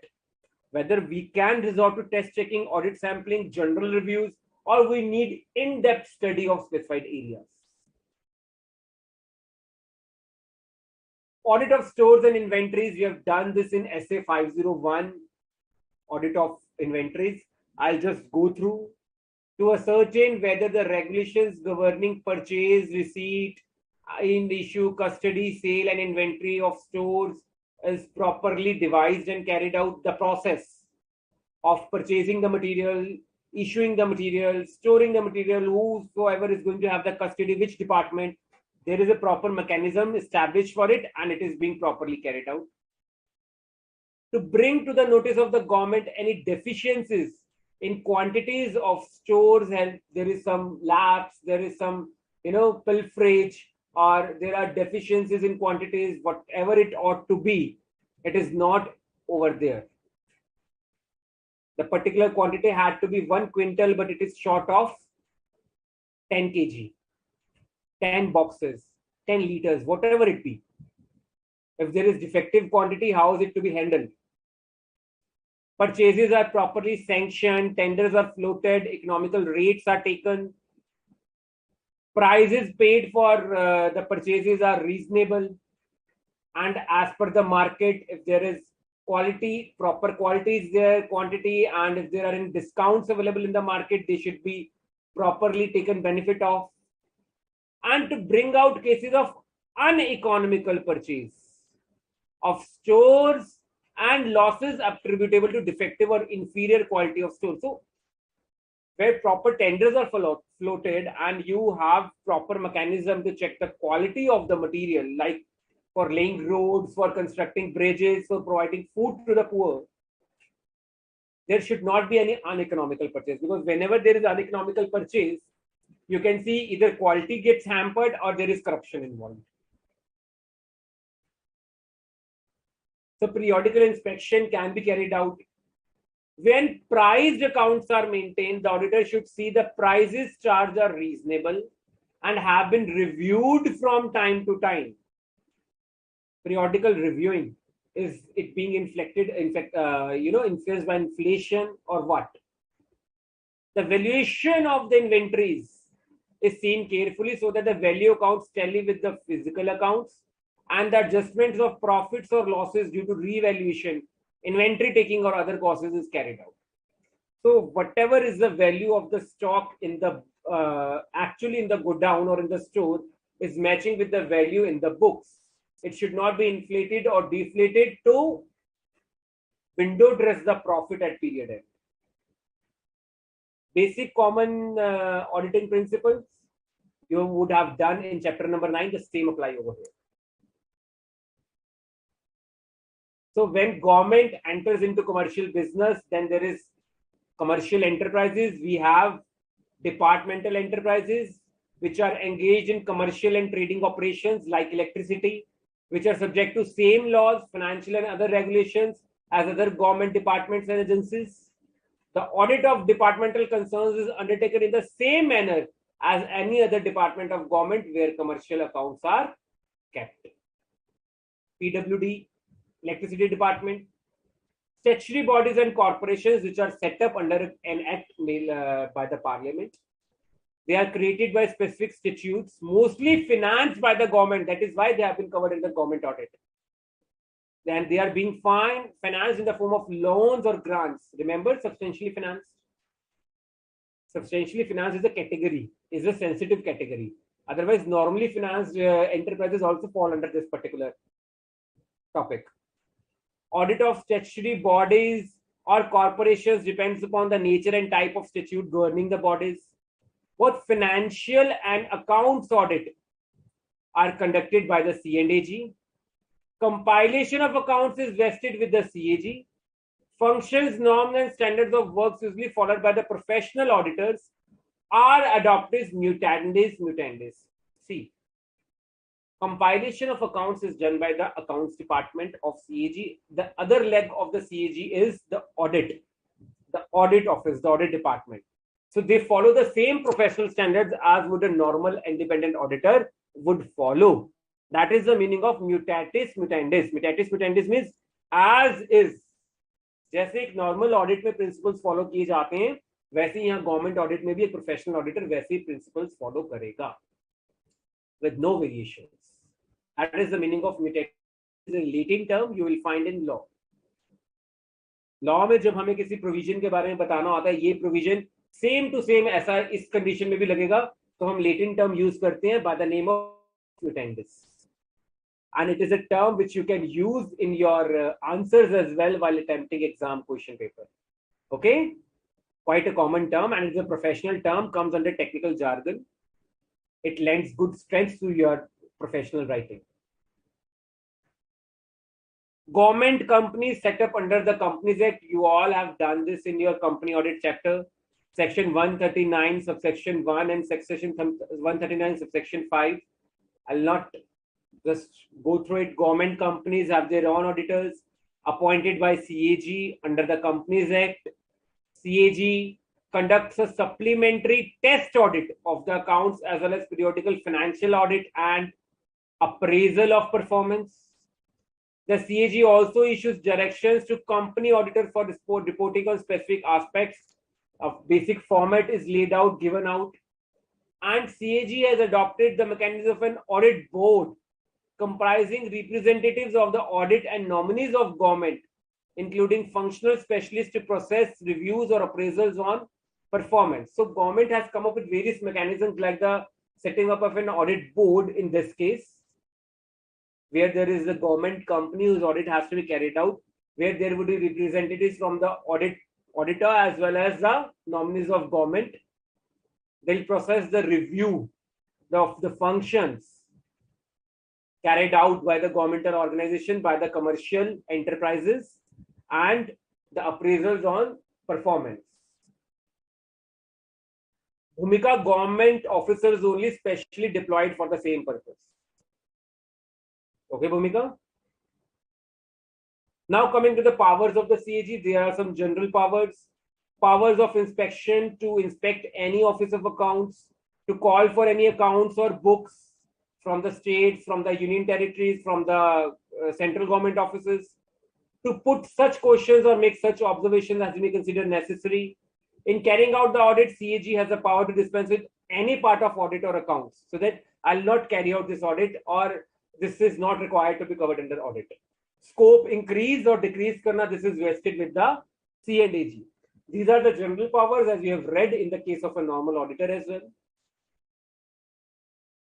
Specific powers. Now this is important. Specific powers. Section 143 subsection 5. It states that in the case of a government company or any other company owned or controlled directly, government company's definition, right? Subsection 5, subsection 7 of 139, first or subsequent auditor, direct that such auditor should be appointed in the case of a government company. The auditor so appointed shall submit a copy of the audit to the C&AG, and the CAG shall take any action which is required to be taken after the submission of the on the basis of this audit report, and check what is its evaluate the its impact, the audit report, the observations in the audit report, action taken by the C&AG, and its impact on the accounts and financial statements of the company. Section 143, subsection 5 of the Companies Act. Section 143, subsection 6.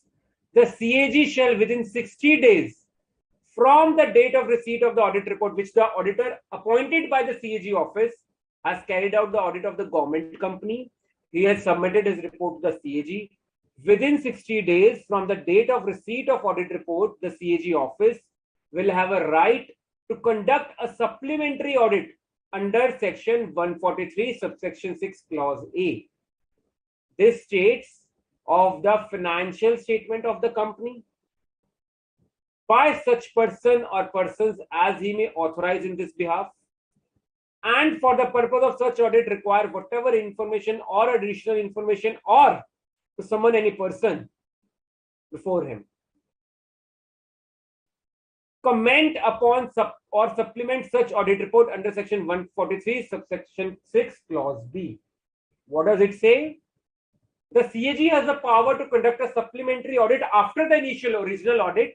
He also can get a supplementary audit done under this particular section and clause A, and then comment upon the report of the supplementary audit under clause B. He can give his comments. This report shall be sent by the company, the supplementary audit report, and the comments thereon by the CAG. The company shall send this report to every person entitled to receive the audited financial statements of the company. Her member, her person जिसको company को financial statements भेजनी जरूरी है, company audit report original, supplementary audit report और CAG के comments साथ में भेजेगी उन लोगों को जिनको भी फाइनेंशियल ऑडिटेड स्टेटमेंट्स भेजनी जरूरी है कंपनी को. It could be the trustees for the debenture holders, any other stakeholder. And this report shall also be placed before the annual general meeting of the company. At the same time, in the same manner as the normal audit report under section 139 as given by the auditor. So, auditor की original report submit करने के बाद जिस auditor को सीएनडीजी ने appoint किया था, सीएनडीजी office के पास 60 दिन का टाइम है. 60 दिन के अंदर अंदर अगर वो चाहें, उन्हें लगता है that we want to conduct a supplementary audit, supplementary मतलब इन एडिशन टू, उसके अलावा और दोबारा हम करवाना चाहते हो, 60 दिन के अंदर ऑर्डर पास कर सकते हैं.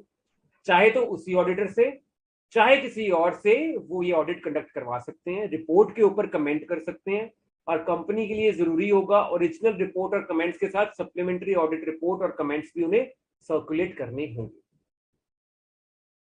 ठीक है. Test audit under section 143 subsection 7. What is this? Now what have we done? Section 143 subsection 5. 143 5 is the normal audit, original audit. 143 subsection 6 is a supplementary audit, and 143 subsection 7 is the test audit. Without prejudice to the provisions relating to audit and the auditor,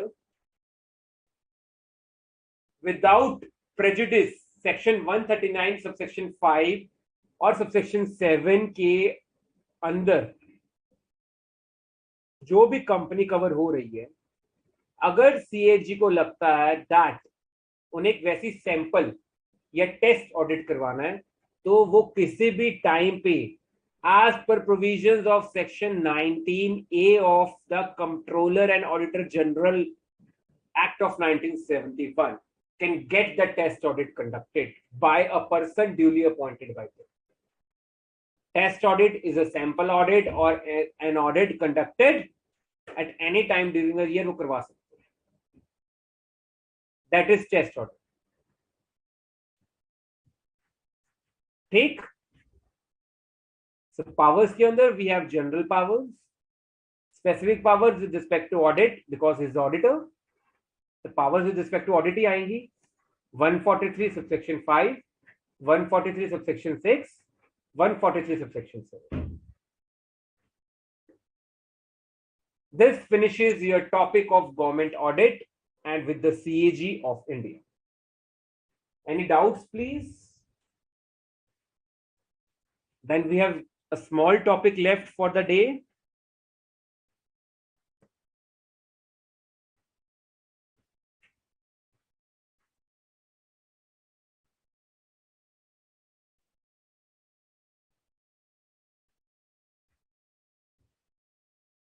prejudice का मतलब है जो भी prejudice के बाद लिखा गया है उसको नजरअंदाज ना करते हुए, उसको ध्यान में रखते हुए, उसको कंसिडर करते हुए, considering whatever has been written after the word prejudice. So that is means without prejudice, means without ignoring the provision that has been written after the word prejudice. ये prejudice का मतलब है.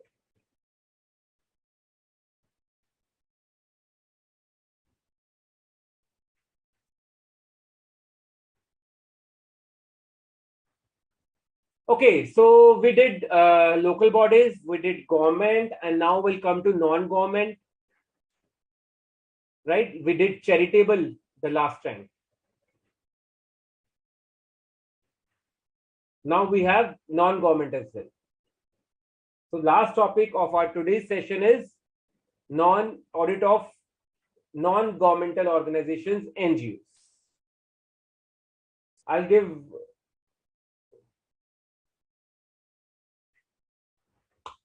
Bhumika 143 subsection 5 is the same as you have read in your chapter of company audit, audit of government companies.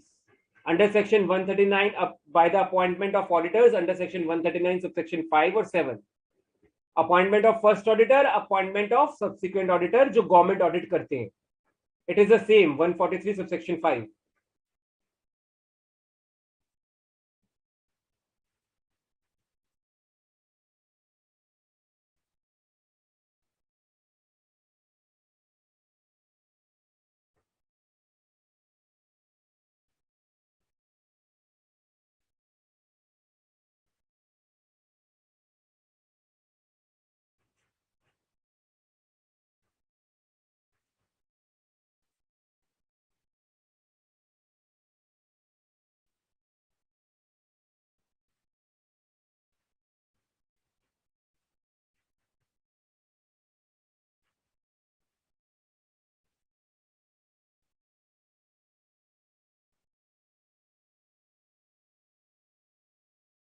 Just give me a sec. I am just going through all your queries.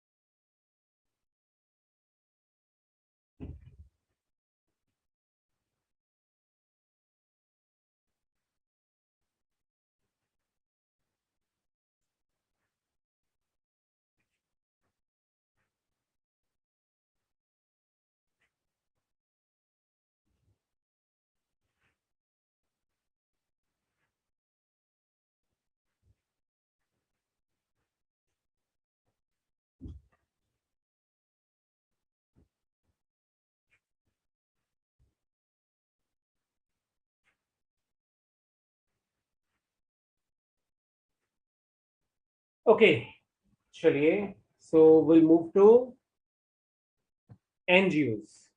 So a question which was asked to me by Himanshu in the last session as well as asked by Darshan today. Difference between NGO and NPO, or what is the difference between NGO and charitable institutions? See, NGOs have a wider scope. NGO जो होती है, NGO is usually formed by the citizens from an area. NPO has a basic purpose of charity, non-profit organizations or charitable institutions. आप जितनी भी NPOs या charitable institutions देखेंगे वो usually section 8 companies या trust होगी. But NGO ट्रस्ट भी हो सकती है, सोसाइटी भी हो सकती है, क्लब भी बना सकता है और एसोसिएशन ऑफ पर्पसेस भी बना सकती है. सो एनजीओ बनाने के बहुत तरीके हैं। एनजीओ के अंदर गवर्नमेंट इंटरवेंशन इतना ज्यादा नहीं होता, नॉन गवर्नमेंटल नाम इसलिए दिया गया है, जो सोशल वेलफेयर, सोशल अपलिफ्टमेंट के लिए एनजीओ में अवेयरनेस जनरेट करने के लिए। एनपीओ को आप बहुत कम देखेंगे अवेयरनेस जनरेट करते हुए, वो चैरिटी के लिए, अपलिफ्टमेंट ऑफ द पुअर के लिए काम करते हैं, पुअर को सर्विसेज गुड्स देने के लिए। बट एनजीओ जो है वो मास लेवल पे अवेयरनेस जनरेट करने का भी काम करते हैं, प्रॉफिट मोटिव दोनों में इन्वॉल्व नहीं होता। बट एनपीओ को कहीं ना कहीं गवर्नमेंट का कोई ना कोई लॉ जो होता है वो रिस्ट्रिक्ट करता है। एनजीओ जो है, एनजीओ फ्रीली काम करती हैं गवर्नमेंट से। अगर ये एनजीओ किसी पर्टिकुलर लॉ के अंदर कॉन्स्टिट्यूशन दिया गया इसको, तब वो लॉ लग जाएगा, अदरवाइज नहीं लगेगा। For example, you have many clubs in your areas, the Lions Club, the Rotary Club, various associations in your area, whether religious or having any other motive. So that is the basic difference between an NGO and an NPO or a charitable institution. I hope I am clear. Darshan, Himanshu, you two asked this question to me. Am I clear? Now moving to what is an NGO, basically a non-profit making organization which raises funds from its members or donors from the society, or people who subscribe to their annual subscription, or people also donate their time, their energy, their skills. As an accountant, you could help them, as a chartered accountant, you could help them in compiling their accounts, in maintaining their books of account, in helping them preparing budgets and all. Those are skills, time and energy. That is also a kind of donation. For achieving their social objectives like imparting education, providing medical facilities, economic assistance to poor, managing disasters and emergency situations. So they could include religious organizations as well, health welfare agencies, charitable organizations, hospitals, old age homes, reserve foundations, etc. So see, they've got a wider coverage. They could be set up as trust under this particular act, or they could have their own property as well. For example, in some, if they are Section 8 companies, could be in some states, usually the NGOs, they are incorporated as societies under the Societies Registration Act, or a trust under the Indian Trust Act. In some states, such as states of Maharashtra and Gujarat, where public trust acts have been passed, like this act, these trusts, these charitable trusts, if NGO has been taken the constitution of a charitable trust, they have compulsory to get themselves registered under this particular act as per the requirement of that state. Otherwise, there is no requirement. They require registration under the Income Tax Act as well, and FCRA Act can also be invoked. Invoke means they can be asked to take registration under the Foreign Contribution Regulation Act. I suppose this act has been repealed.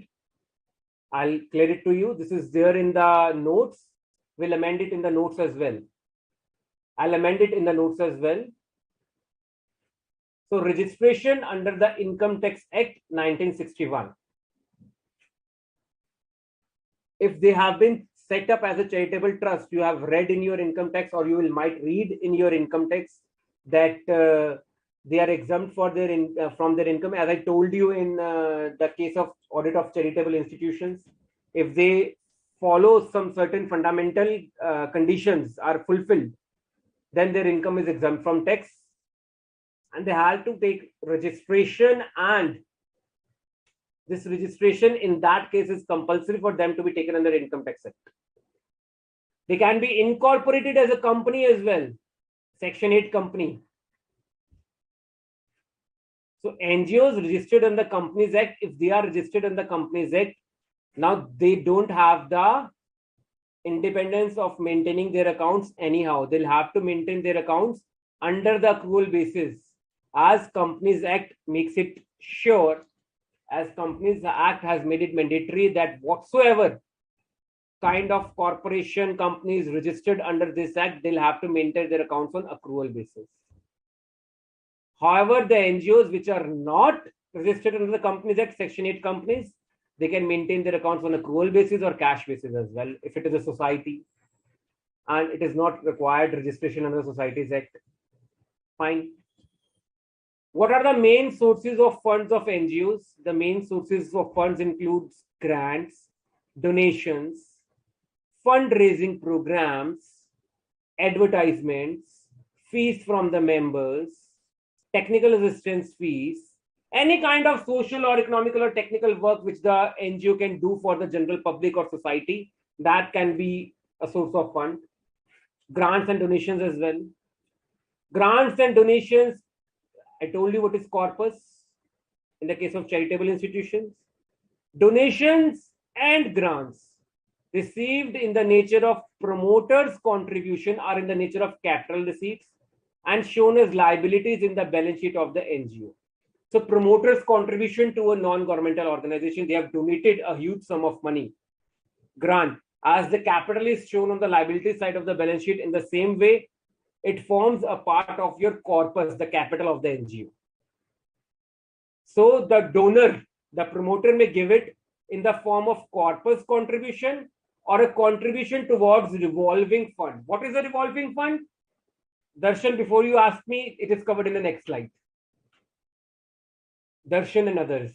A contribution made towards the capital or the corpus of an NGO is known as corpus contribution. The donors are usually required to specify whether donation grant given by him shall part of the corpus of the NGO or not. अगर तो donor बताता है that मेरी जो donation में दे रहा हूं, grant दे रहा हूं एनजीओ को, ये आपके कैपिटल का पार्ट बने, इसको आप कैपिटल में रखिए, किसी बड़े काम के लिए आगे यूज कीजिए, इसको अपने आपका जो इनकम एंड एक्सपेंडिचर है वहां मत लेके जाओ, रूटीन के कामों में मत यूज कीजिए, जब आपको कोई बड़े काम के लिए रिक्वायरमेंट हो, एक हैवी एक्सपेंडिचर की रिक्वायरमेंट हो, तब आप इसको यूज करें, अदरवाइज आप इसको रूटीन के अफेयर्स में मत यूज करें. So the donor has to specify it. ठीक है.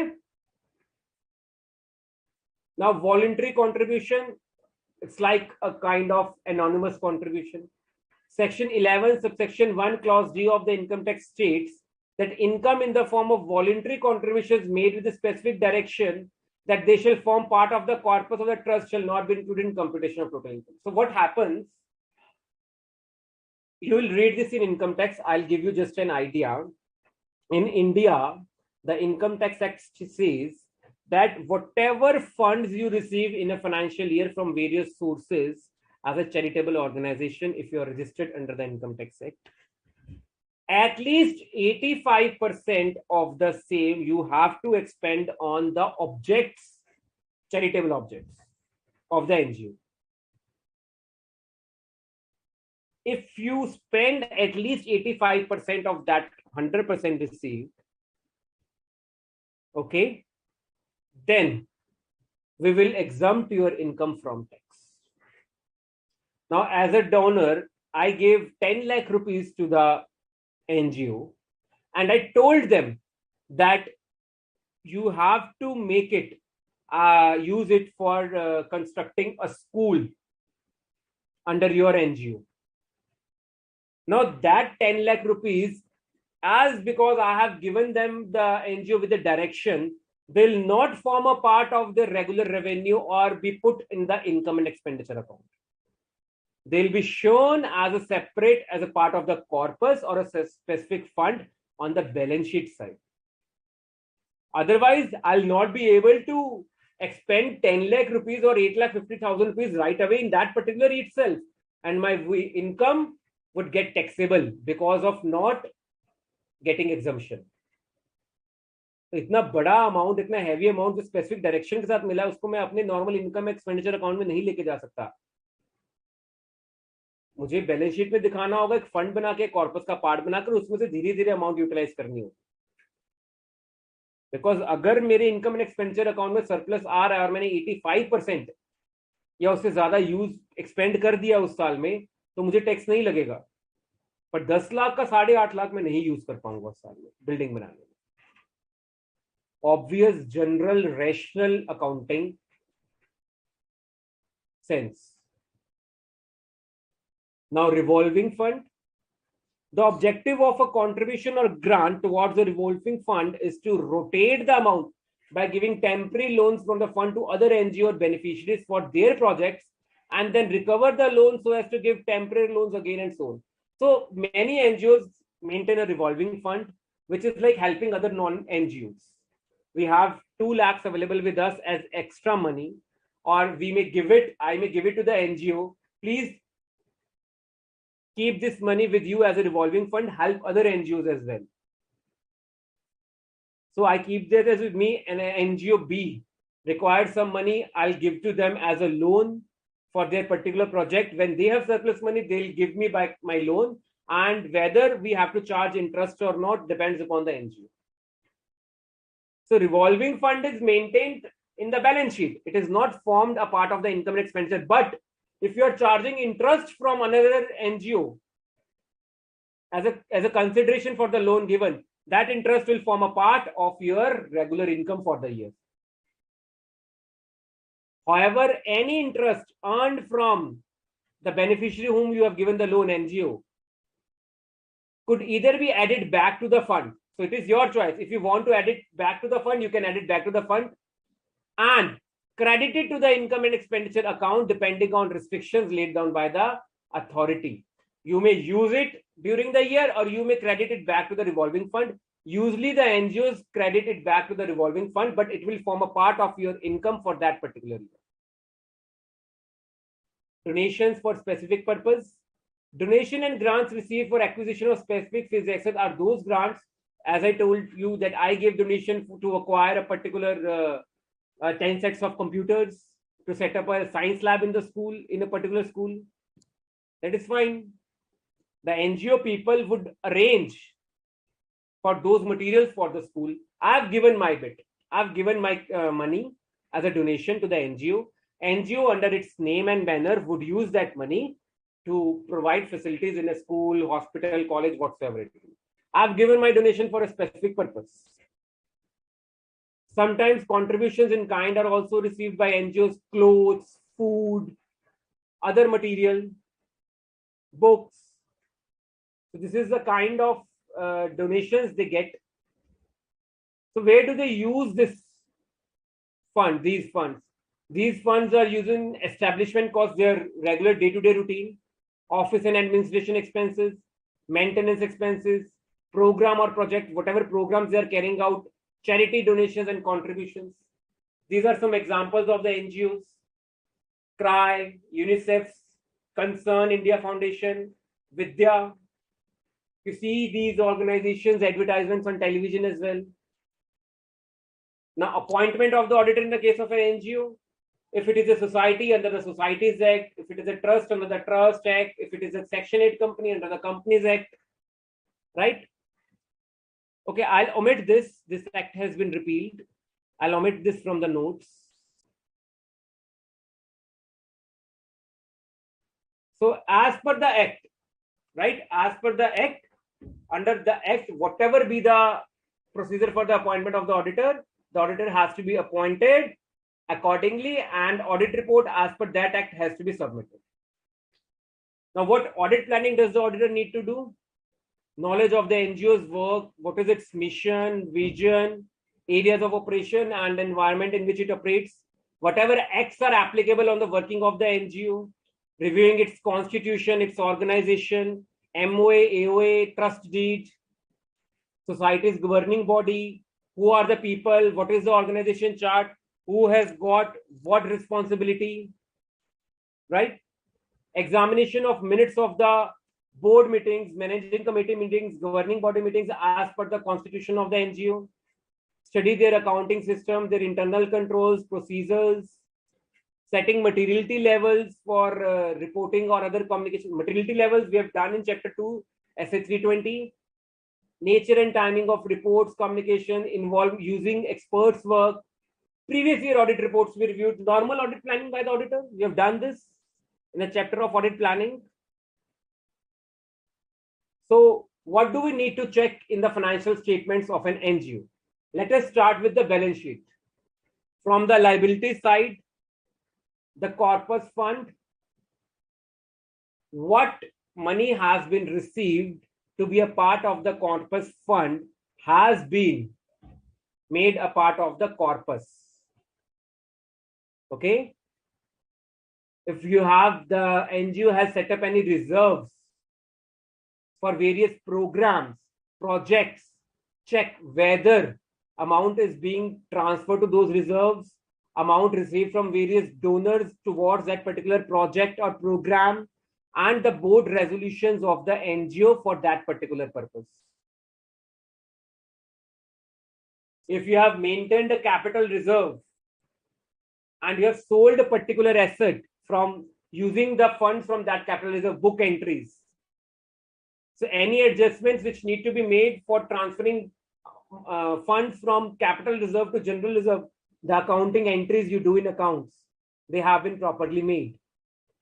Any funds which have been earmarked means specifically maintained for a particular work, are being earmarked as per the board resolutions, as per the governing body's meeting, decided in meeting, and they are not being used anywhere else.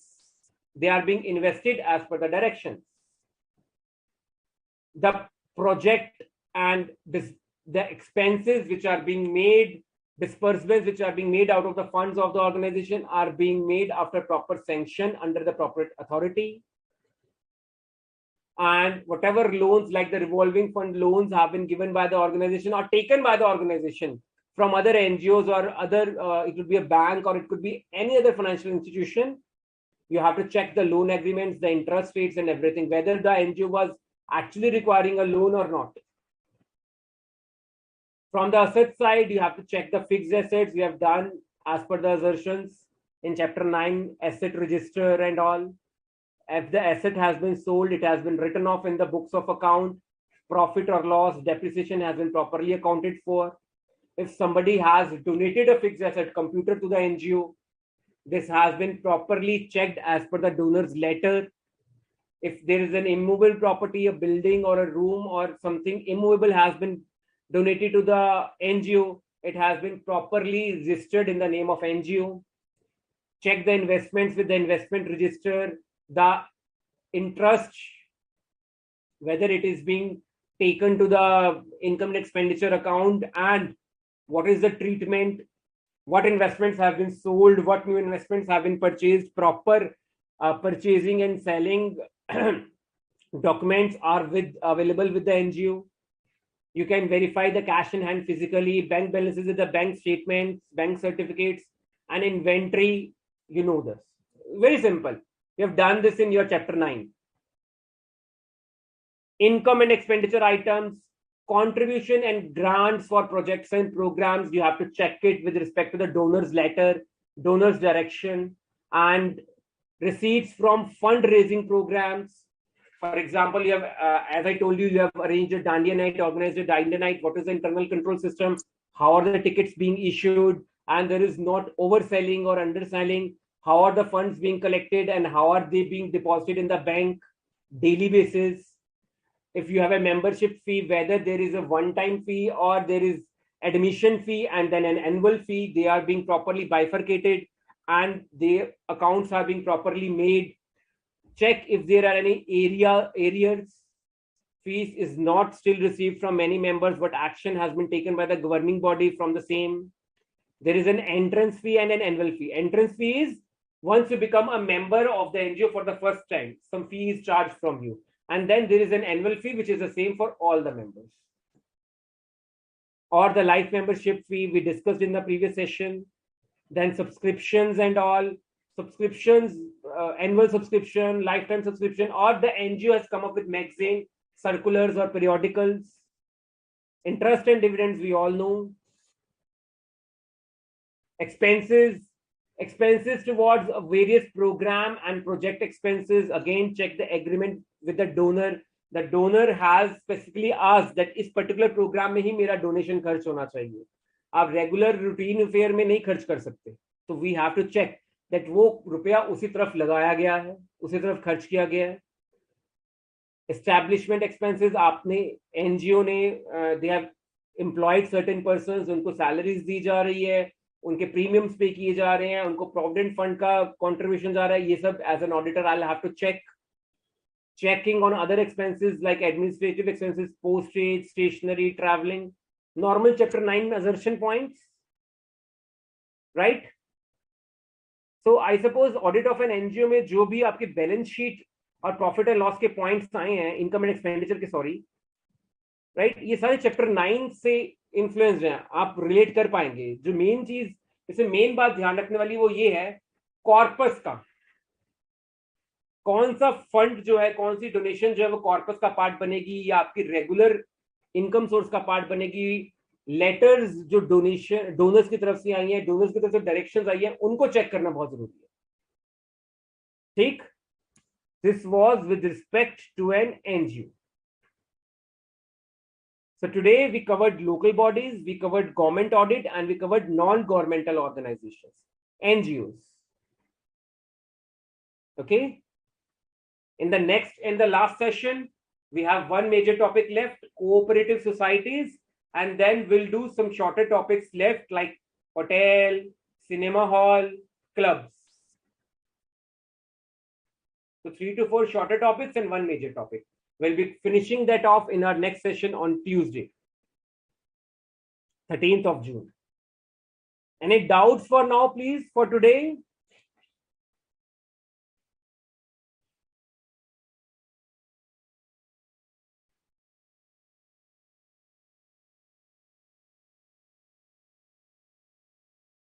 Whatever references you are seeing with respect to FCRA Act, I'll omit them or change them.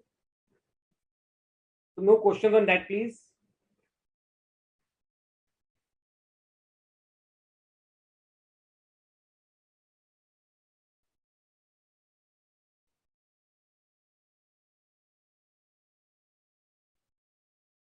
Bhumika, NGO's auditor is appointed by the members of NGO, the governing body of NGO only. They appoint the auditor. Under the act, if they are governed by an act, then as per the procedure laid down in that act. See, appointment of the auditor and audit report in this particular slide. Himanshu, I'm really sorry, I'll have to go through the module. Can you please rewrite what you wrote in during the start of the session, Himanshu? Or let me check it.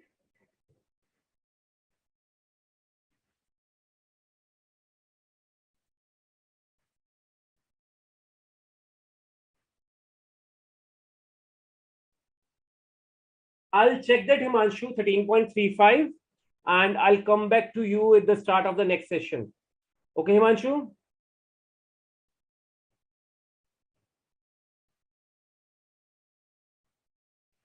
Yes, Darshan, I'll take that up in the next session.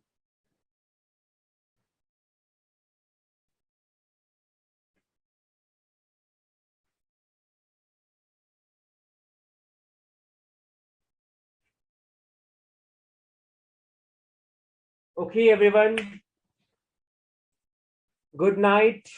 Take care, and we'll meet and finish this chapter in the next session.